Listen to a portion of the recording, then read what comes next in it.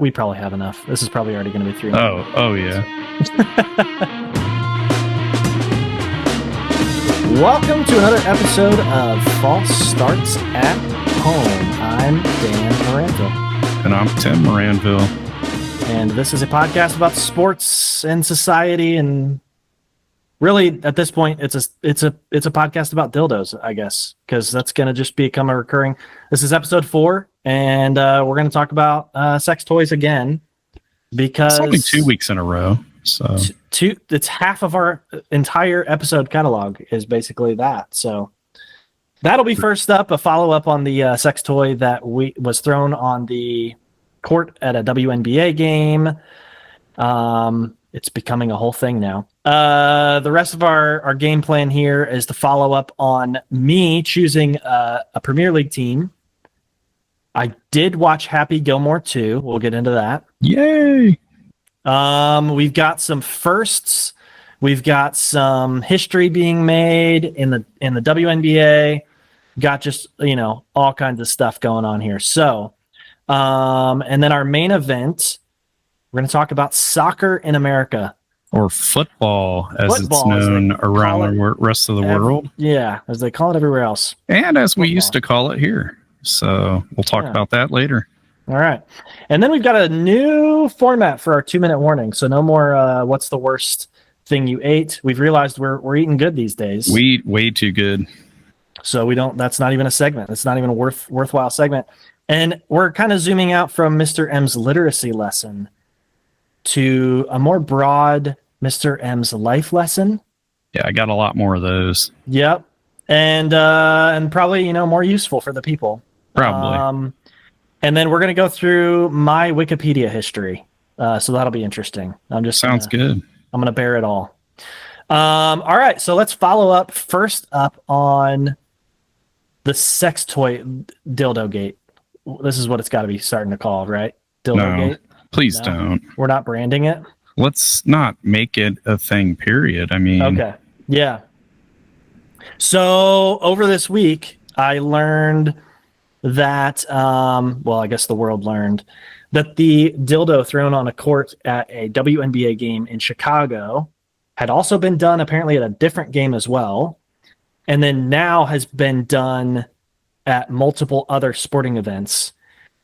And it's like a coordinated stunt by some dumbass crypto coin or something. Like, one, why are people still starting and or buying crypto coins? I thought that was a thing that we realized in 2023 was pretty fucking stupid. You waited that long? I mean, I could have told you it was a scam when they first came out with crypto and NFTs and whatever. Yes, the old NFT. Like, who was dumb enough to be like, yeah, I own this JPEG now?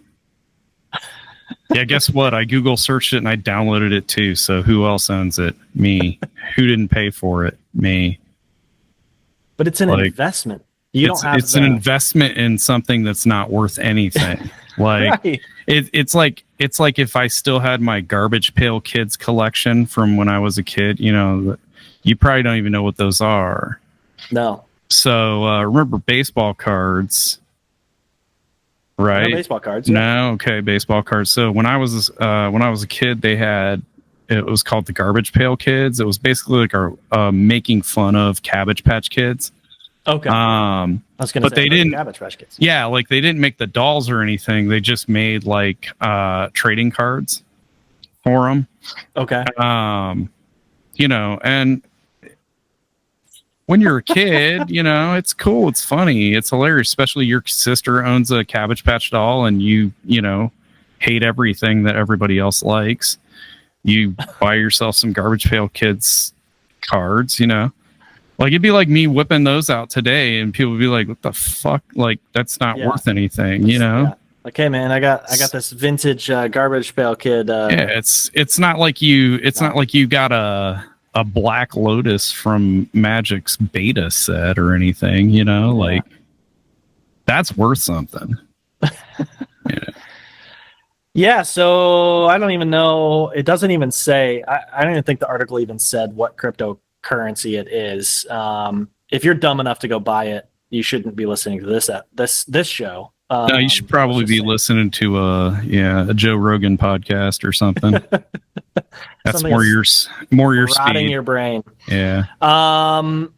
Yeah. So let's see what they were at. I think they finally were at an MLB game, didn't I read? I'm trying to scroll through this to refresh my memory.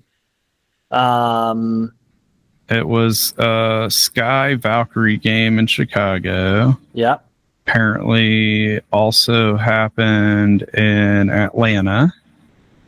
So an 18-year-old was arrested actually at PHX Arena in Phoenix during a Mercury and Connecticut Sun game. There you go. So because it actually hit 2 spectators, including a minor. So that's great. So now you're just like throwing dildos at kids. Cool. Wow. Good marketing, guys.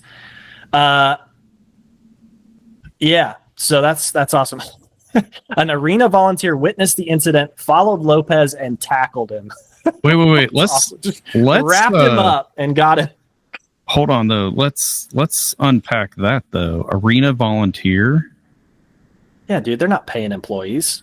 You kidding me? They work for exposure. Yeah, we'll get into that when we talk about soccer, actually, because that was following labor laws. No. Yeah. Well, it's not labor if you're not paying them. There you go. Right. I mean, exactly. Isn't that exactly? So yeah, apparently there's a this company is like getting people to go to games and throw these things. Yeah. So multiple arrests at this point, I believe. Multiple charges. And another thing that you're going to get checked for at security now. Yep. Yep. I mean. Yep. So apparently, the value tracker on Forbes tracks the price of the coin, and it has spiked approximately 300% in the last week. So we should have bought last week. Should have bought. And then sold tomorrow. Right. Damn. Yep, there you go. Yeah. I'm always a day late and a dollar short on these pump and dumps, man. Exactly. I don't understand. Maybe I need to be in Congress or something. Apparently at a baseball game, a woman sitting behind home plate held a green sex toy. Yeah. Didn't throw it on the field. Was that it was some Marlins Astro. I mean, it would have been funnier if she would have thrown it, got stuck in the net, right? Yeah. Hanging there. It's just wobbling for a while. The whole you gotta have somebody get a ladder out. Yeah. Go get that thing. Be like when when the Diamondbacks had those bees and the guy they had to call in a beekeeper. Oh yeah. Yeah. You have like who do you beekeeper come and get him? Who do you call for the dildo removal from the net? There's a service for that. There's got to be a service for that. Dildo removal service. I feel like one of these adult stores that you see on the side of the highway in every small out of the way community. I feel like they should sponsor this. Get behind it. Or get your green get your green dildos here, or we don't sell green dildos, but we sell, I don't know. Buy something different. Buy something different. Boycott the green dildo. Yeah. Yeah. So now of course there is a betting website has created a market around what color the dildo will be when another toss inevitably happens. So now we've got just the worst of everything is happening here. Cryptocurrency, men, sex, men writ large. I'm going to go out on a limb and say white men. Yeah. White man things probably frat boys who grew up listening to Joe Rogan and watching The Man Show. Yeah. Whose mommies never told them no and whose dads never hugged them. Yeah. That's the kind of guy you are if you're going out and throwing a dildo on a basketball court at a women's basketball game. Yeah. And if you want to challenge me on that, come at me, bro. Ooh. I don't care, man. I have zero patience for this kind of shit. You know, like, just, you're a man, a full grown man, and you're going to act like you're still a freshman in high school. It's dumb. It's just straight up dumb. I wonder what, like, lawsuits, like how is the crypto, if they're admittedly saying, like, this is a thing that we're doing, they should be getting the pantsuit off of them, because, like, you're doing a marketing campaign that is, like, breaking rules of venues and sports teams, endangering fans. You're also causing, like it can't be, like, just, you, like, there's got to be some sort of, decency. I'm not all for, like, decency laws or whatever, but there's got to be some sort of decency law that's been applied in situations far less egregious than this, Yeah. And those things should be, yeah. I mean, you're traumatizing a child if they're getting hit with it. Right. Like, what the hell? Like, and then what if that kid's on, what if there's a camera on that at the moment? Now that kid's got to go to school and everybody's going to make fun of him at school. Right. They're not just going to get made fun of for going to a WNBA game. It's like, I'm just kidding, which they ladies. Shouldn't we be, love you. Which they shouldn't be. Yeah. Anyways. All right. Well, that's just some dumb stuff. Can we stop it, guys? Stop. Yeah. Can we just stop? I feel like if you run a like an adult superstore, or I don't know, maybe they're buying them online. If a guy orders like a case of green dildos, you should probably just decline the transaction. Right. Okay. They should. The FBI I'm just throwing it out there. These, like, that would be funny. Like, who's the guy at the FBI or girl at the FBI in charge? They're like, there's like the division that's got to track, like, who's buying, like, fertilizer, Yeah. So they can't, like, blow up a building. And then there's got to be, like, a department now focused on, like, sex toy, wow. Assault or whatever. Oh. Well, moving on from that, we got another positive news. Yeah, we got another follow-up item here. And just to wrap that up, don't buy crypto coin. No, it's dumb. It's a waste of coin. Dogecoin. You're dumb. It's not a thing. This is not an actual currency. Tell you what, replacing the US dollar. Instead of that, just send us your money. Yeah, that's a great idea. I'll put it to good use. I got a whole bunch of school supplies I need to buy. So there you go. And Dan's got a kid. So teacher coin. How about that? Yeah. Ooh. Maybe we should start one. Teachcoin. Teachcoin. I'll have to get with legal on that. We had a meeting with legal the other day at our orientation. Ooh. And this legal, the lawyer from the school district, she's like, don't post anything online unless it's private. Don't share with kids. I'm not going to let a kid get on my Facebook. Yeah, you know what? Some teachers need to hear that, though, Tim. No, I'm sure they do. But, like, if I want to start a blog, like, I can't control who reads the blog. And if my kids can read it and process it and understand it, you've done your job, really. I've done my job. Exactly. Those who taught before me have done their job, and I have done my job. And there you go. Those children are probably going to end up posting blogs of their own. Yeah. Yeah. But yeah, Teachcoin, that might be. Yeah. Nobody jumped on that before us. Yeah. You might have to start it, and then I can, like, get proceeds from it through an offshore Cayman bank account. There you go. So that I have plausible deniability, like, and we'll get the growth, like, going exponential. Yeah. So everybody else will jump in, like, oh shit, I got to get in before this peaks. It'll be we'll like dump all ours. It'll be like a little circle, and then it'll go straight up, and then it'll curve back around and go straight back down.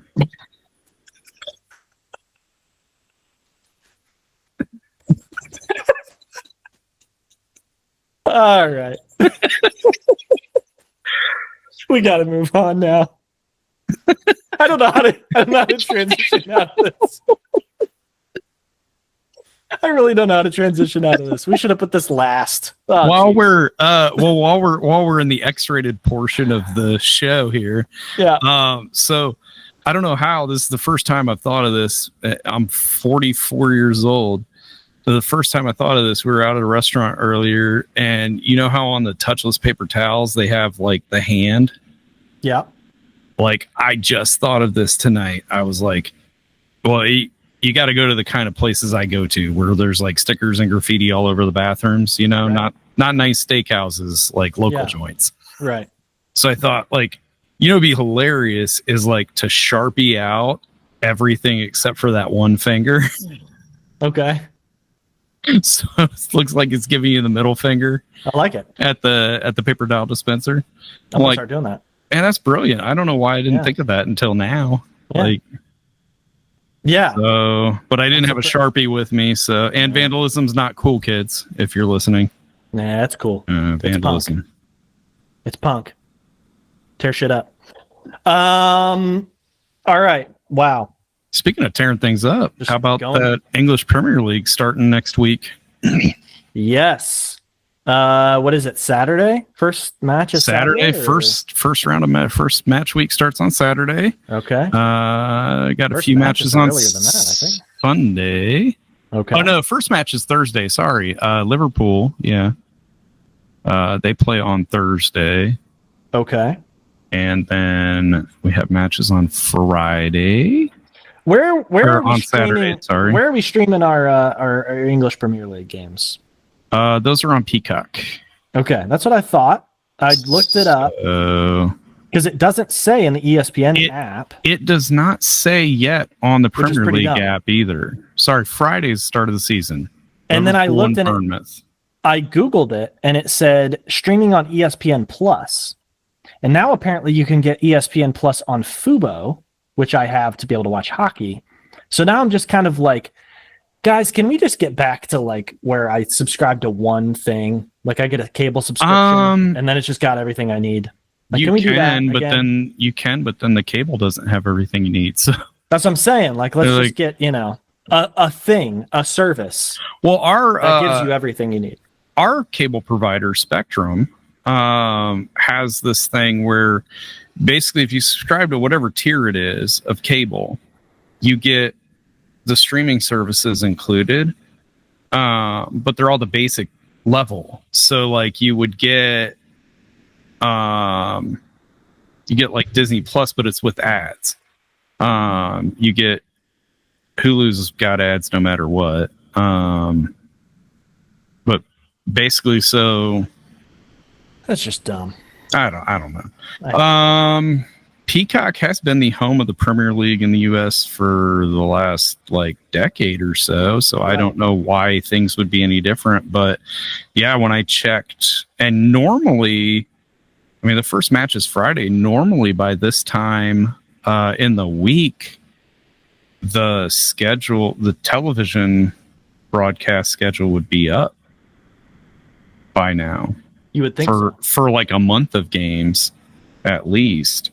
So it's either streaming on Peacock or it's on USA or NBC sometimes. One of the NBC companies. One of the NBC things. I really don't understand why they. Like you would think, hey, we want you to watch the game. Let's where to watch the game. Yeah, maybe especially they haven't decided yet. Especially with 4 days to go. Right. They better figure it out by Monday because Everton play and. Yeah, so I was going to ask, who's Everton's first competition? So we play Leeds United. Okay. In Leeds. Chalk it up as a win. I'm going to chalk it up as a loss just so that I'll be happy when it's not, Okay. Leeds is a newly promoted side, so it should be a walk in the park, but I've been an Everton fan long enough to know that there's no guarantees in football. So I'm noticing something as I'm looking. I'm on the ESPN app, and I'm noticing something that it'll like list the game, it'll list the match, and it'll show you like the string of letters. LWDLD WLLWD, and it just clicked to me: win, loss, draw. That's the form guide. Showing you like their last five. Their last five. Yeah, it's called the form guide. So it's their last 5 results. Okay. All right. So loss, win, draw, whatever. I like it. And so in Premier League, in football in general, soccer in general, it's what, 3 points for a win, 1 point for a tie, 1 point for a draw, and 0 points for a loss. 0 points for a loss. Okay, I like that. And there is no overtime unless it is in the bracket round of a tournament. Okay. So during the regular season, during pool play, cup, like in the Euro, UEFA, they have pool play. So in those, you can still have ties, draws. But once you get to the actual bracketed round, that's when they start playing the extra time. Okay. And then eventually can go to penalties to settle matches. Okay. All right. You know what? I'm just gonna reduce the stigma of learning a sport and just have you like week by week just tell me what's going on. Okay. I'm gonna learn football. I'm just gonna ask some questions. I mean, I'm gonna watch the games and then I'm gonna come with questions and we're just gonna air it out and that's everybody's gonna learn along with me. I mean, that's kind of how you learn. Exactly. Really, you experience things and you ask questions. Don't be afraid to ask questions. Yeah. That's a free life lesson. There you go. Like I said, when I first got into Premier League, it was because I had a lot of people who were talking about it all the time. So I would ask them questions. I'm like, why did this team do this? Or like, what is this, what does this mean? Obviously on their wedding day, it's a little harder to press them for football information, but you're like taking notes. You can ask just general, ask general questions like why would they have done what they did or whatever, the fans booed this move or whatever. Like, I don't, but yeah. And then the more you watch sports, the better acquainted with the rules, the procedures, the function of the game. For sure. And Peacock is their announcers that they have on for the Premier League are pretty good about not dumbing things down. Okay. To a point where another part of the reason like I got out of NFL and American football was because like I'm watching a game and I've been a football fan for 30 years, American football fan for 30 years, and I'm watching a game and it's the 13th game of the regular season, and these guys are explaining things as if I'm a first-time watcher. I just felt like, why are we dumbing down commentary? Like, at this point in the season, if people don't understand the basic rules of the sport, they're probably not tuning in for the first time. And if they are, they've probably got a buddy sitting next to them on the couch that can explain, Phil Sims, I don't need you to explain the nuances of, the hurry up offense. As if Phil Sims is even the best person to describe any of that anyways, which is probably why he's not on broadcast anymore, but probably. Yeah. I do enjoy I enjoy a good tutorial kind of thing where it's like, you're kind of breaking down the play and like the color analysis of stuff and breaking down like, here's why, those kinds of things. But it does get a little much. Like those CBS broadcasts do get a little, I'm not a Jim Nantz hater like you. And I like the Jim Nantz and Tony Romo broadcasts where Tony Romo's like, all right, he's going to do this. They're set up like this, watch it. And then that like thing happens. It's cool to like watch and in real time see that happen. There's a limit to it though, because it definitely does get distracting where it's like, okay, I can't just like watch the game. It's like watching a movie, like a really good like blockbuster movie, and having a filmmaker sitting next to you going like, "Oh, they used a 24 millimeter lens with that shot." And here's the thought process between like the push in. It's to like make you, the viewer, kind of like get into the protagonist's perspective or whatever, you know, like inner thoughts. Like, and it's like, wait, stop, shut the fuck up. Like, let me watch the movie and be absorbed. I'm trying to, If I wanted the director's commentary, I would have bought the DVD. Right. Yeah. Ooh, and I've said actually for a few seasons now, I feel like we are at a point in technology, we should have multiple settings options in a broadcast. The very most basic one, I should be able to choose the level, not just turning up and down the volume. I should be able to turn up and down. I want more broadcast or I want more game sound. Like because some of the broadcasts I've listened to, they get that mix really bad. And it's like, all I'm hearing are like ice skates and the fucking idiots like pounding on the glass when there's nothing going on in the play. And I can't hear the like play-by-play guy without turning it way up. And now like I'm getting a headache because, you know, the fucking guy in Florida basketball drives me crazy because all you hear is the squeaking of the shoes. Yeah. And I'm a huge sounds bother me kind of person. Yeah. And like, but they can't do anything about it in basketball because their announcers sit like courtside. Right. So even if the mics are picking it up, they did turn it, you know, but right. Yeah, I mean, I just usually opt for the mute button when announcers start saying stuff that is annoying or just turn it off, getting out of hand. But you'll find with like the British commentators, especially, they don't mince words. So they're not afraid to say like, why would he do that? He's, you know, that's such a stupid pass right there or something. Like literally just, you know, I don't know what he's thinking there, but you know. That's why Mickey Redmond, who's the color analyst for the Red Wings local broadcast, living legend. And their play-by-play and color analysts, Ken Daniels and Mickey Redmond, have been voted like the best broadcasting team in the NHL for like multiple seasons, whatever. And it's because like Mickey Redmond, he's the same way. He's like, you know, almost 80 years old, I think. Yeah. But he'll just be like, what are they doing? And it's like they're, you know, breakdown in the neutral zone, or you know, defenseman gets caught pinching or whatever. So that's funny. All right, so I have chosen an English Premier League team. I know everybody's waiting for this moment. We are waiting. I'm going Wolverhampton Wanderers. Go Wolves. All right. Solid choice. Yes. All right.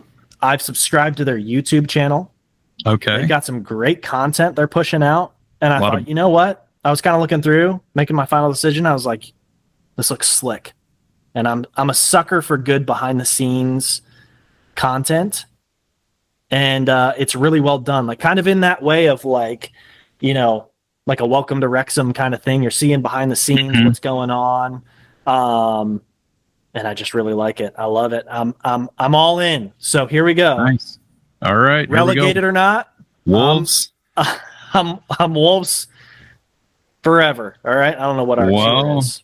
I gotta learn all the stuff. I gotta learn the stuff and the things. You'll learn it. I just learned Everton's song this summer. Oh, okay. Because I was actually able to hear the whole thing. Like that's part of the weird thing though, is like you want to grow your fan base, you want to grow your culture around the world. Like make the fan stuff easily accessible. Like if you Google Everton like song or fight song, Everton cheer song, whatever, like it's very hard to find a clean rendition of it that you can understand the words to. So you know what you're supposed to be singing. Like you can hear, because during the broadcast you can hear the fans in the stands chanting it.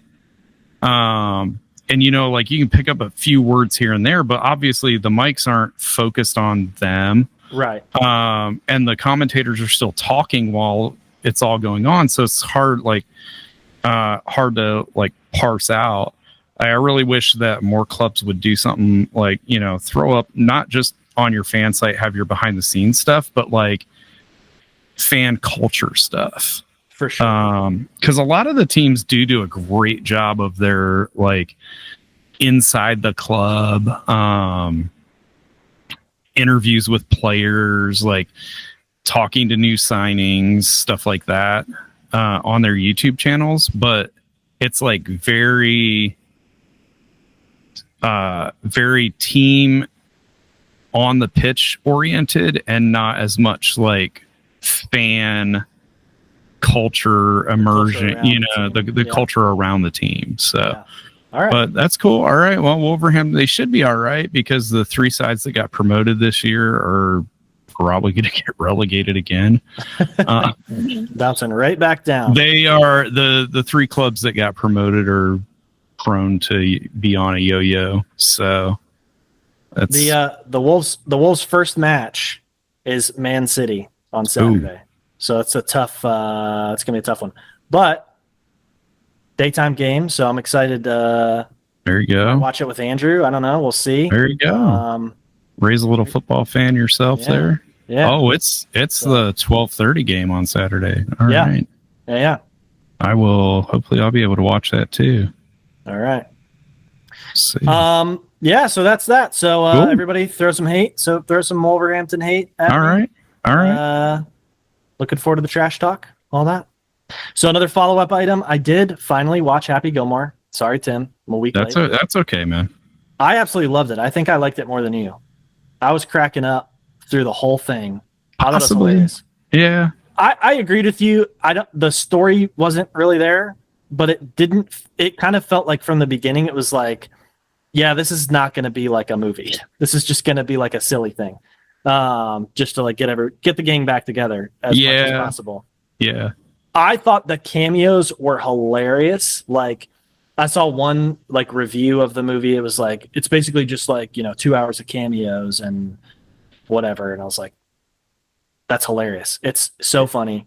It was. The kind of the funny thing is, so like in the first one, there was like no real golfers in it, right? Like, Chichi Rodriguez shows up at one point. Like Grizzly Adams did have a beard. Okay. But like, there's no. I liked the callback to that one too. Yeah.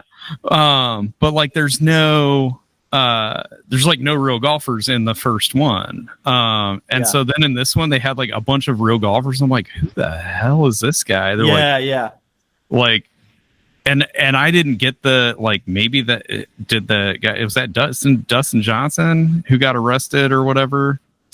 Or Scotty Scheffler. Yeah. Okay. Yeah. So I'm like, but like, did he get arrested in real life? He did get arrested in real life. It was a whole play on, because he was coming into, I think it was the Masters. He was driving his car into like the Masters and he got stopped for some reason.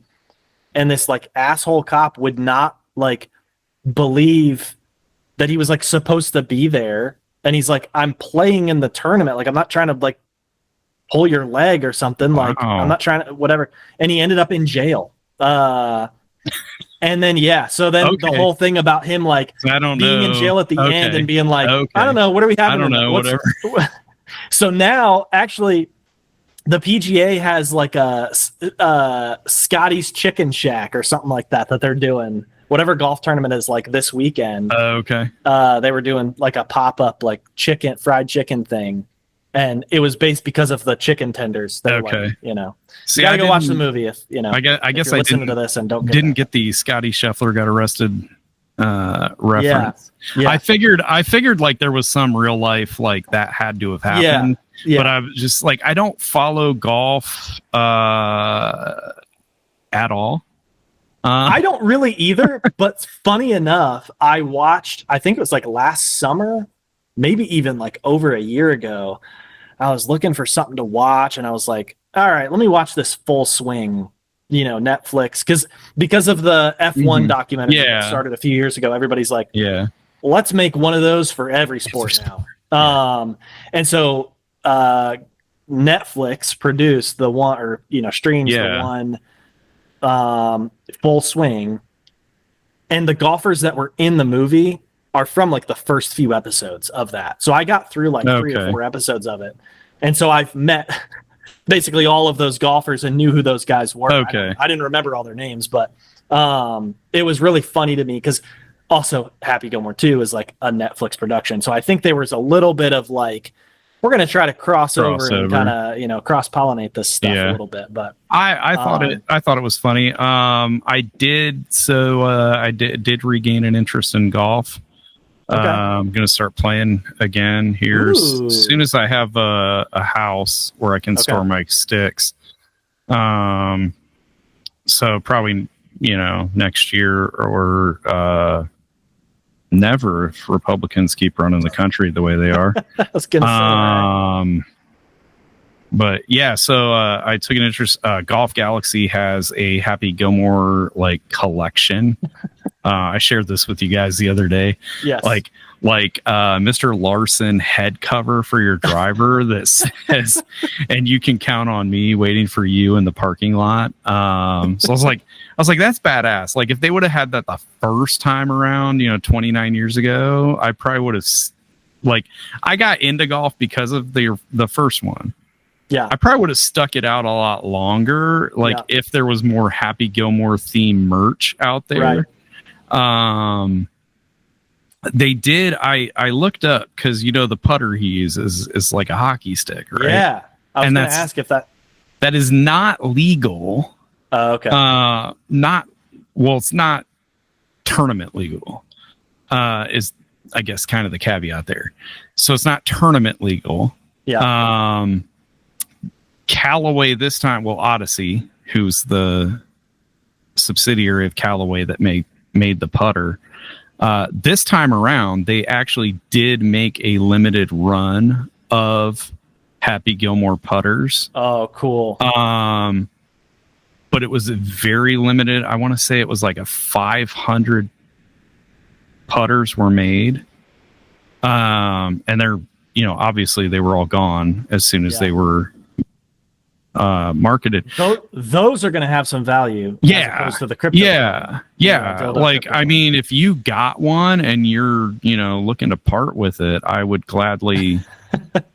Tim will pay big money. I would like to try to putt with it. I think it would be fun. Tim's going to invest all of his Teachcoin. Yeah, all my Teachcoin proceeds are going to Happy Gilmore putter. No, so there's another company that makes like a knockoff. It's obviously can't be exactly like it, but it's only a couple $100. And the good news about that one is that it is in regular production. And for me, who is a right-handed golfer but left-handed hockey shot, the putter is ambidextrous.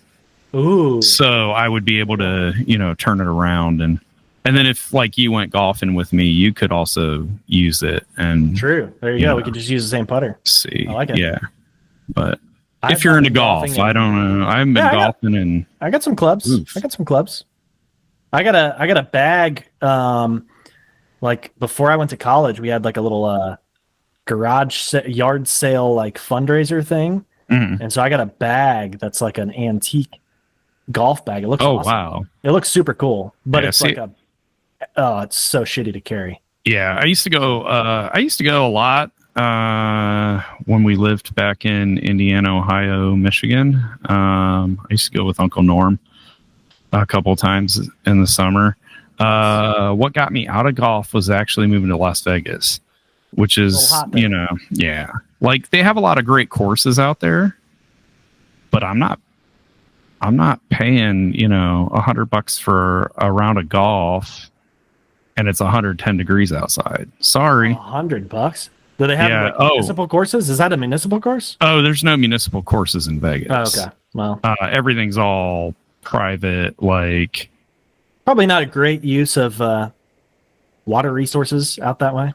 They've when you've got massive freshwater lakes, it's pretty easy to do. They've desertified. They've desertified a lot of them. Okay. So basically, like you have the tee box is grass, a narrow, like real narrow fairways, and then the green, and then a lot of the rest of it is like natural desert grasses that don't need, like, the rough is, desert grasses. Obviously a lot of sand. Not hard to come by a sand trap. Not hard to come by a sand trap in Nevada. Yeah. But no, I'm like, so yeah, I'm thinking about getting back into golf. And yesterday, we were going to watch the IndyCar race. Because it's getting toward the end of the season. I've been watching the IndyCar series this season, but we're getting ready to watch it. And I flip on the TV and they've got golf playing because this live tournament was wrapping up. Yeah. So but I turn it on and this is on, it's like I'm like waiting my turn to watch what I want to watch, and Fox is like, well, we've contractually obligated to finish this crap. Yeah. But so don't want to piss off the Saudis. Yeah. So yeah, you don't want to get dismembered or nothing. Yikes. So yeah. So anyway, so that's on, and Alicia's like, we're not going to start watching golf now, are we? I'm like, no, I'm not going to watch it. Like, I might on my own time check out like YouTube tutorials about, how to get good or whatever. But no, I'm like, no, we're just here until this crap's over so we can watch the IndyCar race. Yeah. So yeah, I'm not a huge fan of watching golf on TV. Yeah. It's just kind of rough to watch. It's like bowling. Yeah. Like, and I know you have this in here later, so we'll talk about that later, but like, it's just more fun to play it. Yeah. Do it than it is to watch somebody else do it. Like bowling, I think is to me a little bit more fascinating to watch than golf, just because of the pace of play. And you're typically seeing guys, just throwing almost 300 games, if not 300 games, like every time. And, how often are you going to see a golfer hit a hole in one or birdie every hole on the round? So it's just, I don't know. Yeah. But yeah, so the Happy Gilmore 2 was as far as the movie was concerned, it didn't have a story, but it had enough humor to keep me interested. As it got to the end of like the tournament thing and like the act 3, and it's going, it got a little like off the rails. It was basically just like a bunch of crazy shit. But I thought the first act was really, really good. The setup and everything. Yeah. Second act was pretty good. I got a little annoyed. I thought they overplayed the like drinking thing and all the little things that he could drink out of. Yeah. It was funny for the first like 25 things that he did that out of. And then it was like, okay, like this bit is like do something else, Well, and I think like if he had like had more alcohol problems in the first one, it might have made more sense. Like it didn't make a whole lot of sense. It's like the only scene I remember from the first one where there's even alcohol involved, like with him in some kind of humorous, meaningful way, is the beer helmet guy. Yeah. When he almost takes the sip and then he looks over and Virginia's standing there, shaking her head. So yeah, I thought the like he's an alcoholic references were a little overdone. Yeah. It blew my mind to discover that Virginia was the same actress that played Claire in Modern Family. That broke my brain. I was like, oh wow, because I saw her like in Happy Gilmore 2. She comes in, I'm like, oh, that's Claire from Modern Family. That's interesting. I was like, I wonder why they didn't get the same actress, to come back and play. And then I like went back and looked on IMDb. I was like, no way. That's the same. Wow. Yeah. So my mind is a little bit blown. Had she been wearing white lingerie and carrying pictures of beer on Modern Family, you probably would have. Yeah, that probably would have been a tip. You'd have been like out of character, but that's yeah. Virginia Bennett. Oh my goodness. I did like that. Adam Sandler had like most of his family in the movie, which was pretty. Yeah, funny. yeah. He's been doing that a lot lately. Yeah. Why not? Biggest surprise for me was Haley Joel Osment. That was hilarious. He was so funny. Like he didn't even look like Haley Joel Osment. Like no. he didn't look like what I would think as a like as an adult Haley Joel Osment would look like. Yeah. I thought it was Shane Gillis at first. They do look a lot alike. Yeah, they do look a little bit alike. So I was like, why is Shane Gillis in this? Yeah. And like and then at the end the credits are rolling. It's like Haley Joel Osment. I'm like, oh, whoops. I had to be like, I had to pause it like right in the first scene where he's in there. I had to pause it and be like, is that really John Daly? Like the actual golfer John Daly? Yes, it was the real John Daly. Oh, hey, have a good night, Uncle John Daly. And I was like, wait, what the fuck? Now I did think every one of the John Daly scenes was on point. Like so funny. Knowing the things that John Daly's done in his career, and after his career, it's like, man, that was great. And that he went along with it. Yes. Because not everybody's a big enough man to say, yeah, I fucked up, but I can laugh about it now and recognize like, I wasn't living my best life. Yeah. The tax attorney turned into a what was he? A lawyer. A lawyer, yeah. Yeah. A regular lawyer. I completely forgot about him. That was so funny. And then my favorite cameo, this is totally a spoiler, so just like skip ahead, 30 seconds if you haven't seen it. But my favorite cameo was Eminem as the Sizzler guy. The Sizzler guy's son. Yeah. So fun. And then he gets tossed and he gets eaten by alligators. Like, what the hell? That cracked me up. And Amy's like sitting next to me when I'm watching the movie, and I get through that scene, and she's like, "Did you know Eminem was going to be in this?" And I was like, "No, I had no clue." She's like, "I knew," and I like made sure I did not spoil this for you because I didn't know if you knew. Oh, see, so I knew, and then when he shows up, I'm like, "Oh my goodness!" Like, I'm glad you didn't mention it last week. Then better. It was better than I thought it was going to be. Yes. But the whole alligator, like him going in the pond thing, that was kind of, I was like, okay, that went too far. Like hilarious. It looked like a Seth MacFarlane writing moment, where it's just like, okay, it's too long, Family Guy. Yeah. All right. Well, all right. So we've got some history being made here. The first woman umpire in the MLB just 2 days ago. Yeah. Jen Pawal. I hope I'm saying her name right. Pawal. Hopefully. Paywall. Yeah. Jen. Paywall? Hopefully it's not paywall. Yeah. Hopefully not. Yeah. So she actually, she's been in the minors for a long time apparently. Mm-hmm. And she got called up to do these games, and it was like a doubleheader. So she worked 2 games in one day for her first day in the MLB, which is just awesome. I think she was like first base and then second base, or first base and then third base umpire.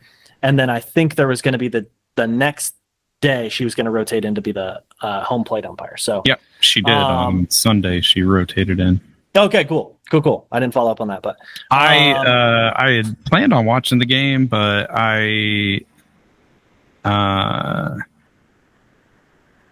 yeah. I'm a little sad. I was a little tired on Sunday. Oh, okay. I did not do a whole lot. I'm a little sad that there was not that. So she got a standing ovation. I'm a little sad about that because if there was true equality, there's true equality when she's just getting booed, and they announce the umpire, and boo, you know what I mean? So we'll wait for that moment, but then we'll really know we've got. Did she? I'm sure she got booed. I'm sure at some point in the game. I'm sure she had to have made a bad ball or strike call. Yeah. Don't pull your punches, fans. I was surprised. I didn't think they were going to let her call balls and strikes. I was like, there's no way they're going to put a woman behind the plate like in a major league game. You know, that I thought they'll do the they'll let her be at first, second, and third, but they're not going to put her behind the plate. So I was really surprised pleasantly that they did, because I thought it was going to be like in the NFL. You know, they've got a couple of female referees, but they're like linesmen or back judges or something. You know, like they're not on the field of play; they're running up and down the sidelines. Yeah, which to me is like, if she can run up and down the sidelines, why can't she be an umpire or a referee? Right.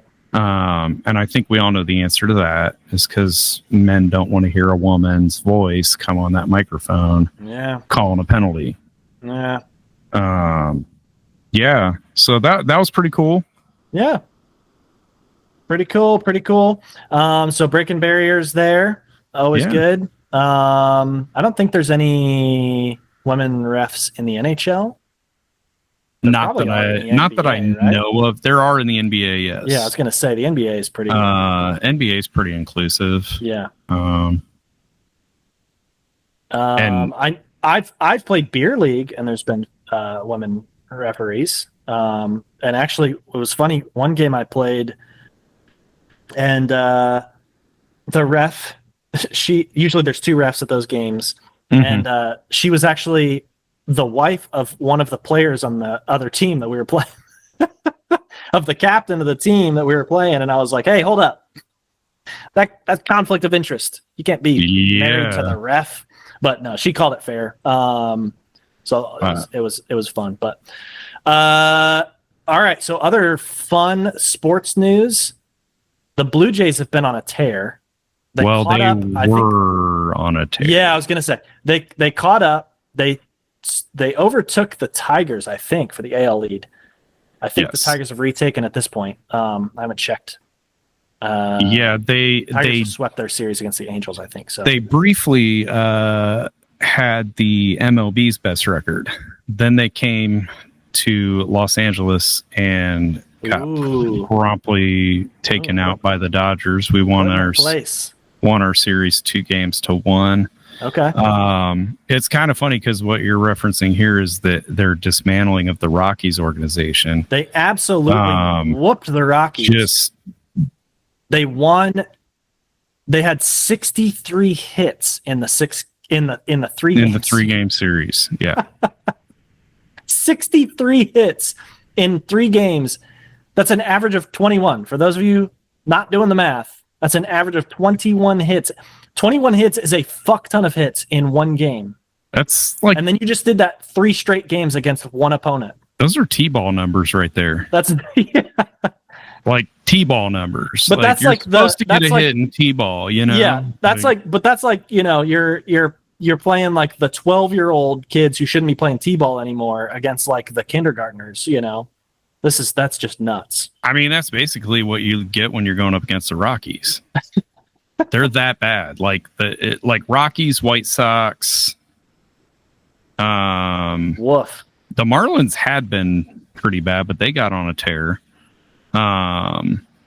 Yeah. So the Blue Jays did all that. They got all those hits, and they came to LA and they scored like 5 runs for the series or something like it. 6 runs for the series. So they used it all up. They used it all up. I just could not believe it when I saw that they won 20-1.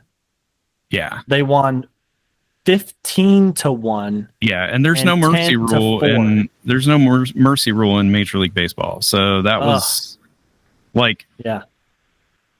And the Rockies put pitchers out there the whole time. Like at some point, usually when you're down, 15-1, you like stop wasting your bullpen arms and you just get the first baseman out there. Literally you just like shortstop whoever's in the dugout. You're just like, you're going out there. I don't care if you give up 30 home runs. Like, does not matter at this point. We're not tanking our bullpen's arms to get our asses beat this bad. But nope, they kept throwing pitchers out there. Jeez. I mean, the Dodgers have done that when we've been up like 14 runs on a team. We'll throw Kike Hernandez out there. Yeah, I feel like that's a respectable thing to do. It's like, it's like we're up so many runs, we might as well. Like, there's no way in two or three innings this guy's going to give up that many runs. Right. And Kike might have a lower ERA than half the Rockies staff after that weekend. Yeah. Yeah. Oh man, just hilarious. Usually you don't see that kind of routing in professional sports because there's so much parity between teams. But it's always fun when that happens. I just love it. We've got some other history happening in the WNBA. A couple of things. A triple double. So 3 straight triple doubles in a row by the Mercury's Alyssa Thomas. So we said on our first episode or our second episode, we said we were going to pay more attention to women's sports. We're going to talk more about women's sports. So here we are talking more about highlighting some history being made, some impressive ass numbers too, to hit a triple double 3 games in a row. Has a man even done that? I mean, I feel like 3 straight triple double, like double. Guys do that, all the time, but I don't think you hear too much about triple doubles in the NBA even anymore in the men's game. Most there's not a whole lot of players that are like most players they'll get they'll get double digit points and rebounds. Yeah, but they're not close on assists or steals, or they'll get like points and assists, but not, like. Okay. So that's, I mean, here we go. The record for I'm just going to give you AI overview. Yeah, it is actually the AI overview. I should stop using this. You know what? I'm going to NBA.com. Here we go. It should say AI can be wrong on the bottom of it. It should. I bet it does. It does, usually. The record for triple doubles in a career, would you say it's over or under 150 in a career? Oh, under. Ooh, you would be very wrong. So Russell Westbrook, Oscar Robertson, who I've not heard of, and how do you say Nikola Jokic? Okay. Oh, Jokic. How do you say this name? I've heard it, but I've never tried to say it before. Over 150 triple doubles? All of those are over 150 triple doubles in their career. Triple doubles. And Westbrook and Jokic are both still active. Yeah. Russell Westbrook has 203 of those. He is I did not know that. Westbrook is also the NBA record holder for most triple doubles in a single season with 42. That would be over half of the games. Half the games, yeah. That's wow. And the most consecutive games with a triple double with 11 straight in 2019 in a different season than he did the other one. Okay. Pretty crazy. Alyssa, you got a little ways to go, girl. A little bit. You can do this. Yeah. Oh my goodness. Yeah, so her 3 straight triple doubles. So how come Russell Westbrook's never mentioned in the GOATs conversations that people have, people LeBron, Kevin Durant. LeBron was like 5th on that list. So that also tells you something too. But I mean, I hear LeBron all the time. I don't hear nobody's like Russell Westbrook GOAT. Yeah. To me, you got that many triple doubles. You want to know why? He should be in the Hall of Fame now while he's still playing. That's impressive. It's probably because he's played for so many different teams. Yeah, probably. And he didn't have 30-minute specials on ESPN to announce where he was going each time. He really has been. Look at this guy. He's 2020 Washington Wizards, 2021 Los Angeles Lakers, 2023 LA Clippers, 2024 Denver Nuggets. So he moved around a little bit. I mean, he was with the Thunder for a long time though. Yeah. which is where he was doing those numbers, which is crazy. So, yeah, triple-double for Alyssa Surprised he had guys to Thomas. give assists too in Oklahoma. Yeah. This was just him and Kevin Durant back then, wasn't it? I'm going to have to say this name over and over. Nikola Jokic. Jokic. That is just not an easy thing for my mouth to say. Yeah.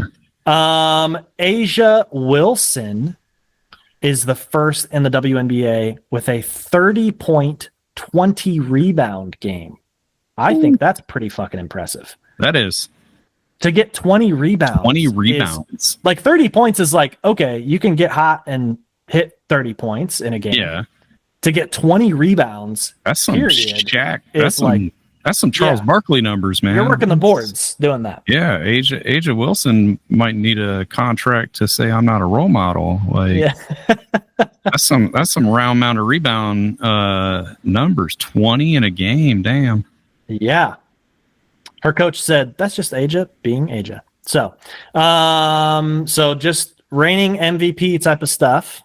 Asia Wilson and three-time WNBA champ. Yeah, with the Las Vegas Aces. Talk about active Hall of Famers. There you go. Yeah, there you go. Put her name in the hall.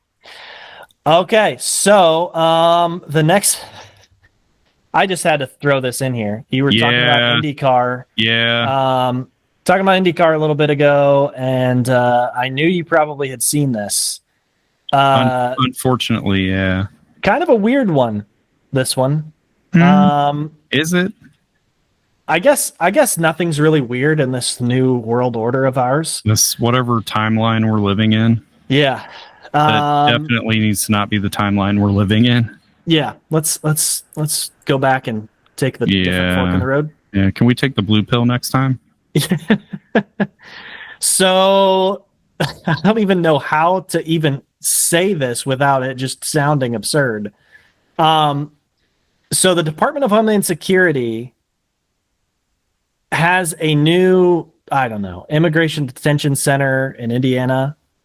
And now, because they're all fucking idiots, they have to come up with cool names, what they think are cool names for these places. So you've got Alligator Alcatraz, which is just fucking stupid. It'd be like if Auschwitz was called something else, you know? Yikes. Yeah, like they're trying to brand. Like they're trying to brand like if Goebbels would have been, forward thinking enough to brand the concentration camp. Because that's essentially what these are. Yeah, pretty much. I mean, it's not like we're taking all criminals off the street, of any stripe. This is definitely like if it's brown, it goes down to Alligator Alcatraz, or in this case, the new northern facility called the Speedway Slammer. Yeah, because it's in Indiana. It's in Indiana. To brand it for some fucking unknown dumbass reason. So then they also, because they're just a bunch of dumb fucks. I wonder if the city of Speedway, which is where the Indianapolis Motor Speedway is, could sue them for using their name. Probably not, because Speedway is not a copyrightable term, but anyway.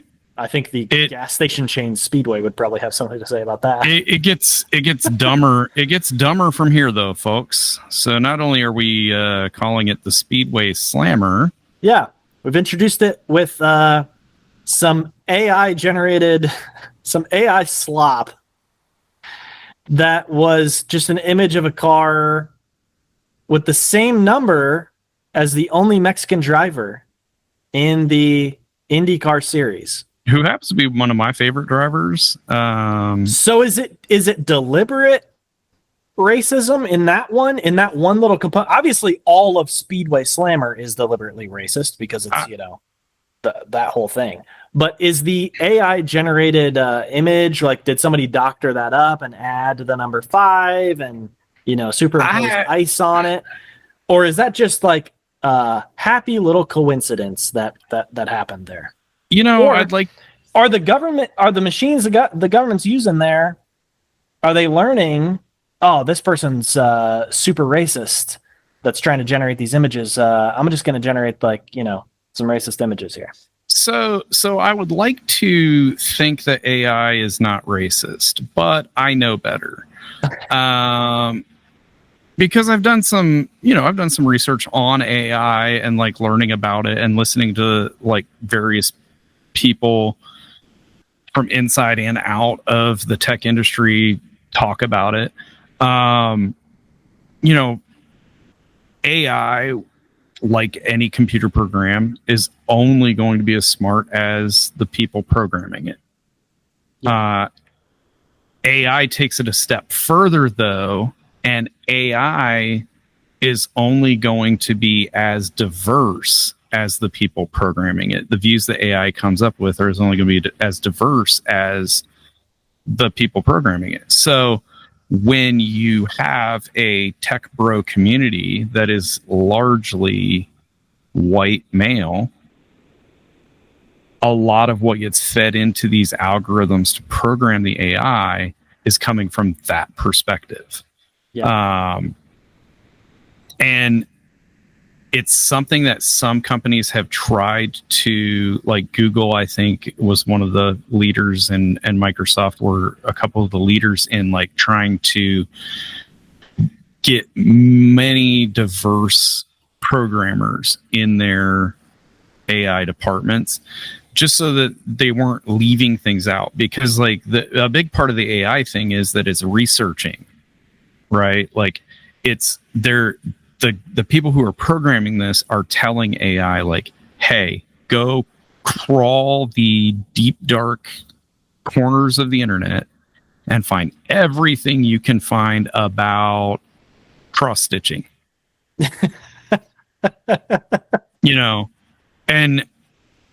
And so AI is out there like finding things that have to do with crosses and stitching and cross stitching and crossing and stitch, and it's trying to like synthesize all of that information and put it together in some kind of a cohesive, like, I know all about cross stitching now format. Right. And that's why they say mistakes can occur, because obviously, like, if you and I somehow figured out like ways to manipulate these AI models by feeding it false information. Yeah. There's a famous example from a few years back where if you did a Google image search for Comcast, the first thing that would come up was a Nazi flag. And it was because like people had deliberately like social engineered some tags, or somehow figured out how to make that come up like in relation to Comcast. And they did it out of protest of Comcast's piss poor customer service and whatever. But it manipulated the Google search algorithm to where Google like legitimately thought a Nazi flag had everything to do with Comcast. Wow. And I don't know how many thousands or tens of thousands of websites you have to like alter metadata or put, false information on before this gets scooped up by the AI vacuum and spit back out as truth. Well, I'm sure there's also a part of those algorithms that are like giving weight to certain resources that it thinks are more valuable too, because that's part of like, I mean, that's predating like AI. That's just like SEO in general is like, can you get on like can you get a link back to your site from a well-regarded website? Yeah. That's going to carry more validity to the search algorithm than, me just like starting a blog and linking to my website or whatever. Yeah. So, I mean, the thing though is that you can refine your prompt. You can edit. You can edit the image. it says a lot when the DHS like response is, well, it wasn't like an exact replica of his car, so we didn't infringe on any copyright.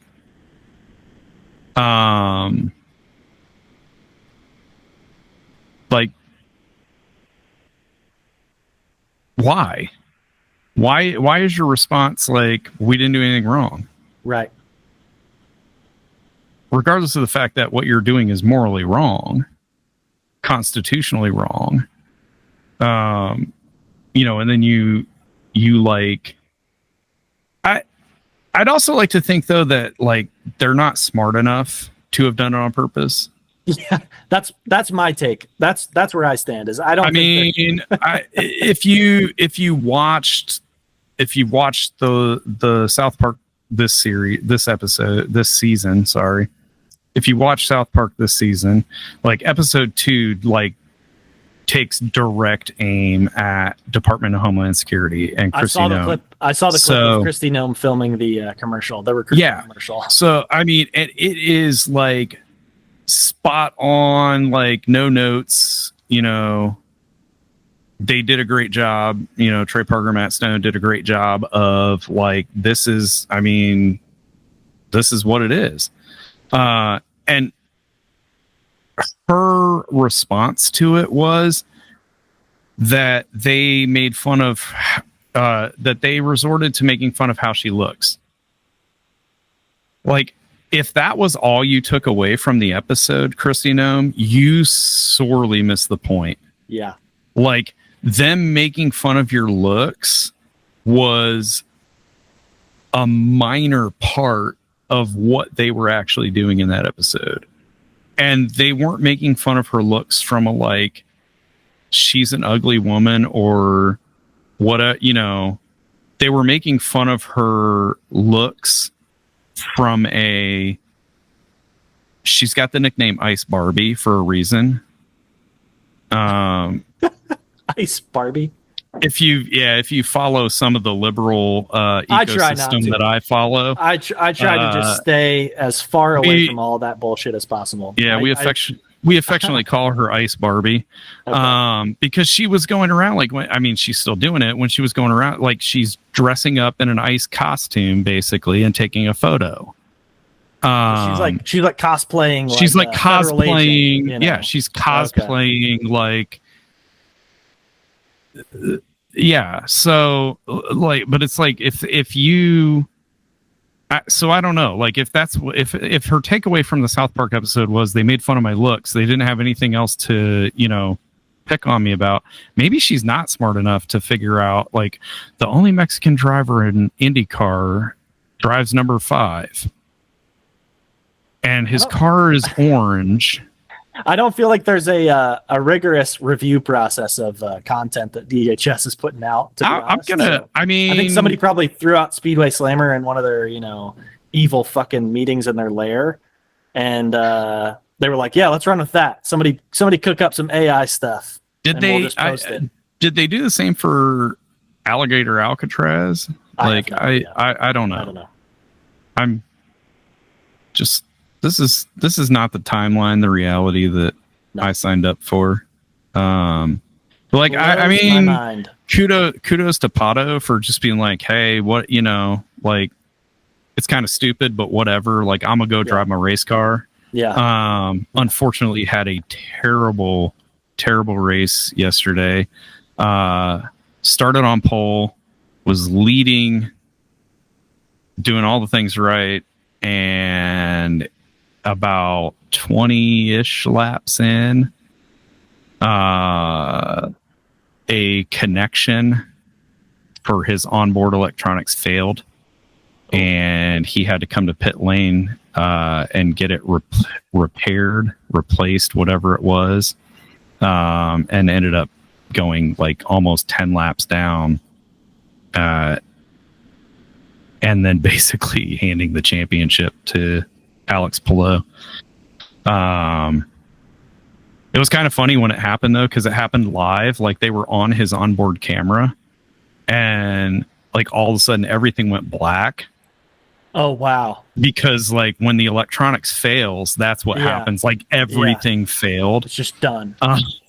So it's like, and sometimes they'll be on a driver's onboard and it'll go black, but it's like it glitches out. So like go black for a second and come back, like half a second and come back. Like his did not come back, and then they show like his car just slowly making its way around the track, which had to be scary for him too, because like you lose power, you lose everything. Like he had no way to know what gear he was in, if his transmission would even work, because a lot of it's electronic shift now. No radio communication. Like that had to have been like a scary time. It was on a road course, so at least not doing 220 miles an hour, but still like you're doing over 100 miles an hour in some of those, going into some of the corners, and to just all of a sudden everything shut off on you. Like, that had to have been a very scary moment for him. Yeah, I can imagine. They got ice in their veins. They're fine. Not that kind of ice. Wow, dude. Yeah. Come on, man. Oh, jeez. I didn't mean that. False start at home. Fuck. Ah, shit. I read some other story. I can't find it. I'm trying to find it, but I read another story this week, racing related. I think it was NASCAR. Whatever their series is called now. Not the Winston Cup. The Xfinity series. I always keep going back. I don't think it was Xfinity either. I don't know. Where the driver fell out of his car, got his foot stuck in the netting as he was climbing onto the roof of his car in Victory Lane. Fell straight down on the ground and broke his collarbone. Was it his first win ever? I don't think it was his first win. That would have really sucked. But yeah. So I'm like, damn, man. Like, I feel like that's something you would practice in race school, like how to celebrate a victory. I know. Right? Like burnouts or, climbing a fence like Tony Stewart used to do. Although, like when the first time he ever did that was pretty funny, because he got off the fence and he was just like, man, I'm too old and fat to be doing that. Yeah. And then Subway was like, hey, we got this guy who like ate Subway and walked a lot to lose weight. Would you like to hang out with him so you can get in better shape? And Tony Stewart was like, I mean, sure, if it will help my fence climbing game. And then, a lot of others. Yeah, but Tony only showed up in commercials with him. Like, I'm pretty sure he never, he didn't know the extent of that, like most of us. Fucking horrifying. Yeah. We should do some sort of somebody should do some sort of like video thing. I don't know, commercial or whatever. This would be perfect for those. This is Sports Center or something like that, where it's like they're training for, it's it's like racing training for celebrations, but they're like, climbing fences and stuff. They're not like, shifting gears and whatnot. Yeah. Well, speaking of racing, I wanted to just do a little check-in on alt sports. I feel like this is what we're just going to call all the other sports. The other sports. The non-major sports. Yeah. Alt sports. So, like, the X Games. I usually try to watch the X Games. Just missed them. And I literally, like, saw something about it, like, the day after it happened. And I was like, damn it. Like, I always try to watch them. And I could go back and rewatch, but it's like, if I know that it's a rewatch, it's not as interesting, watching like the day later. Like if nobody had told me and it's just like on and it's a rerun and I'm like, oh, sweet. Like this is awesome. It's happening in real time. But it's just kind of one of those things. So yeah, I was on skateboarding and all that stuff. I don't know where we were. But I remember it might've been like a B-dubs or something. Anyway, I do remember seeing like on TV, seeing it. Yeah. And thinking to myself, like, they're still doing that. I'm old enough to remember watching Tony Hawk's 900 live. And the retry after retry after retry. Like he didn't get anything for that, because he failed it in his actual run. Yeah. But like the crowd's like, whoever cheering. the crowd, the producers though, to let that continue. Yes. Like, I mean, this was in a time when live TV was a premium. Oh yeah. And I remember just thinking, like, are they really, like, they're gonna let him just keep going till he nails it? And yes, they did. Like, they did, and it was a good thing they did. Like, it was one of the most awesome moments in sports. Oh, yeah. I mean, and people were cheering for him. You know, the other skaters were like picking him up after he fell and helping him back up to the top of the vert, and not, like, so I mean, I thought X Games was pretty much done after Shaun White, but it's still here, still going strong apparently. Yeah. So, and there's like kids in it now. It's like there's like some like real young kids who are just like absolutely shredding stuff, like, and it's awesome. Tony Hawk's grandkid gonna be in there one day. Probably. That'd be hilarious. Bowling. So you brought this up earlier. Talking about bowling. I feel like anything. I feel like anything you can do that drinking makes you better at it might not be a sport.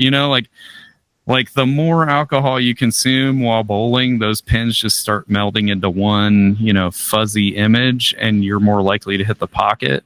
I actually, when I used to work at a bowling center, we had a few guys who bowled on leagues who, like, it seriously seemed like the more they drank, the better they got.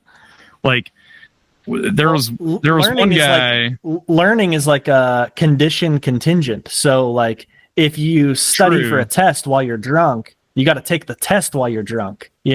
So if you're like practicing, don't week drink after before week, testing, kids. We don't advise you do that. Don't do that. I'm just saying. Yeah. If you did do that, you got to take the test drunk. I mean, we had this guy who he would seriously, like, I think 3 pitchers. Like, he would buy 3 pitchers at least. He wouldn't drink the whole thing. He shared. He was a nice guy. One of the nicest guys you ever meet. Like, I would have invited him to my wedding, but I didn't think I had the beer budget for that. Also, wasn't sure if my family was ready to meet him. So, but yeah, I mean, it's like, and if you can do it, like, if you can do it under black lights, is it a sport? Is it a sport if there's a cosmic version of it? Yeah, or is it just like there's not cosmic tennis that I know of, although there should be. Although there was a place in one of the malls in Nashville that did glow in the dark golf. Yeah. So, like golf or like mini golf? That was mini golf. Because we play glow in the dark mini golf. Okay. So that doesn't make golf. There's a place around. No. Mini golf and golf are 2 completely different games, though. I mean, one is, you're putting on every hole, and you're trying to avoid obstacles. And you're avoiding obstacles, and the other one is that you're using a slightly bigger stick to hit a ball and avoid obstacles. Glow in the dark. So there's a place that we go to around here in the Columbus area where their glow in the dark golf is uses black carpet. Okay. For like an extra layer of difficulty. Okay. Because with the black carpet, you can't see the like elevation changes. So there's this one hole, like, because we played at other places where they use like a Saved by the Bell carpet, where it's got little like neon, things in the carpet that kind of break it up. So there's one hole at this place where the hole is completely surrounded by a mound. And so, like, the first time we played it, we're like, you're just like, what the fuck is happening to this ball? This is like, and the hole's like maybe 4 feet long, like from where you tee off to where the cup is like maybe 4 feet, right? So the first time we're playing this hole, I'm like, oh my goodness, this is so easy. Tap it, that thing rolls up and comes right back down at me, and I was like, what the heck? So I like walk up to the cup, and I'm like, oh, there's a slope here. Like you feel your foot, tipping up as you're walking up towards the cups. It's like, guys, there's like a mound all around this. Yeah, so that's when I learned to walk the mini golf course. Yeah. Get all your reads, man. The only thing I don't like about glow in the dark mini golf is that you have to recharge the ball too much. Like I feel like there's got to be a better way. Yeah. Like cosmic bowling, you don't like put your ball through a UV light every,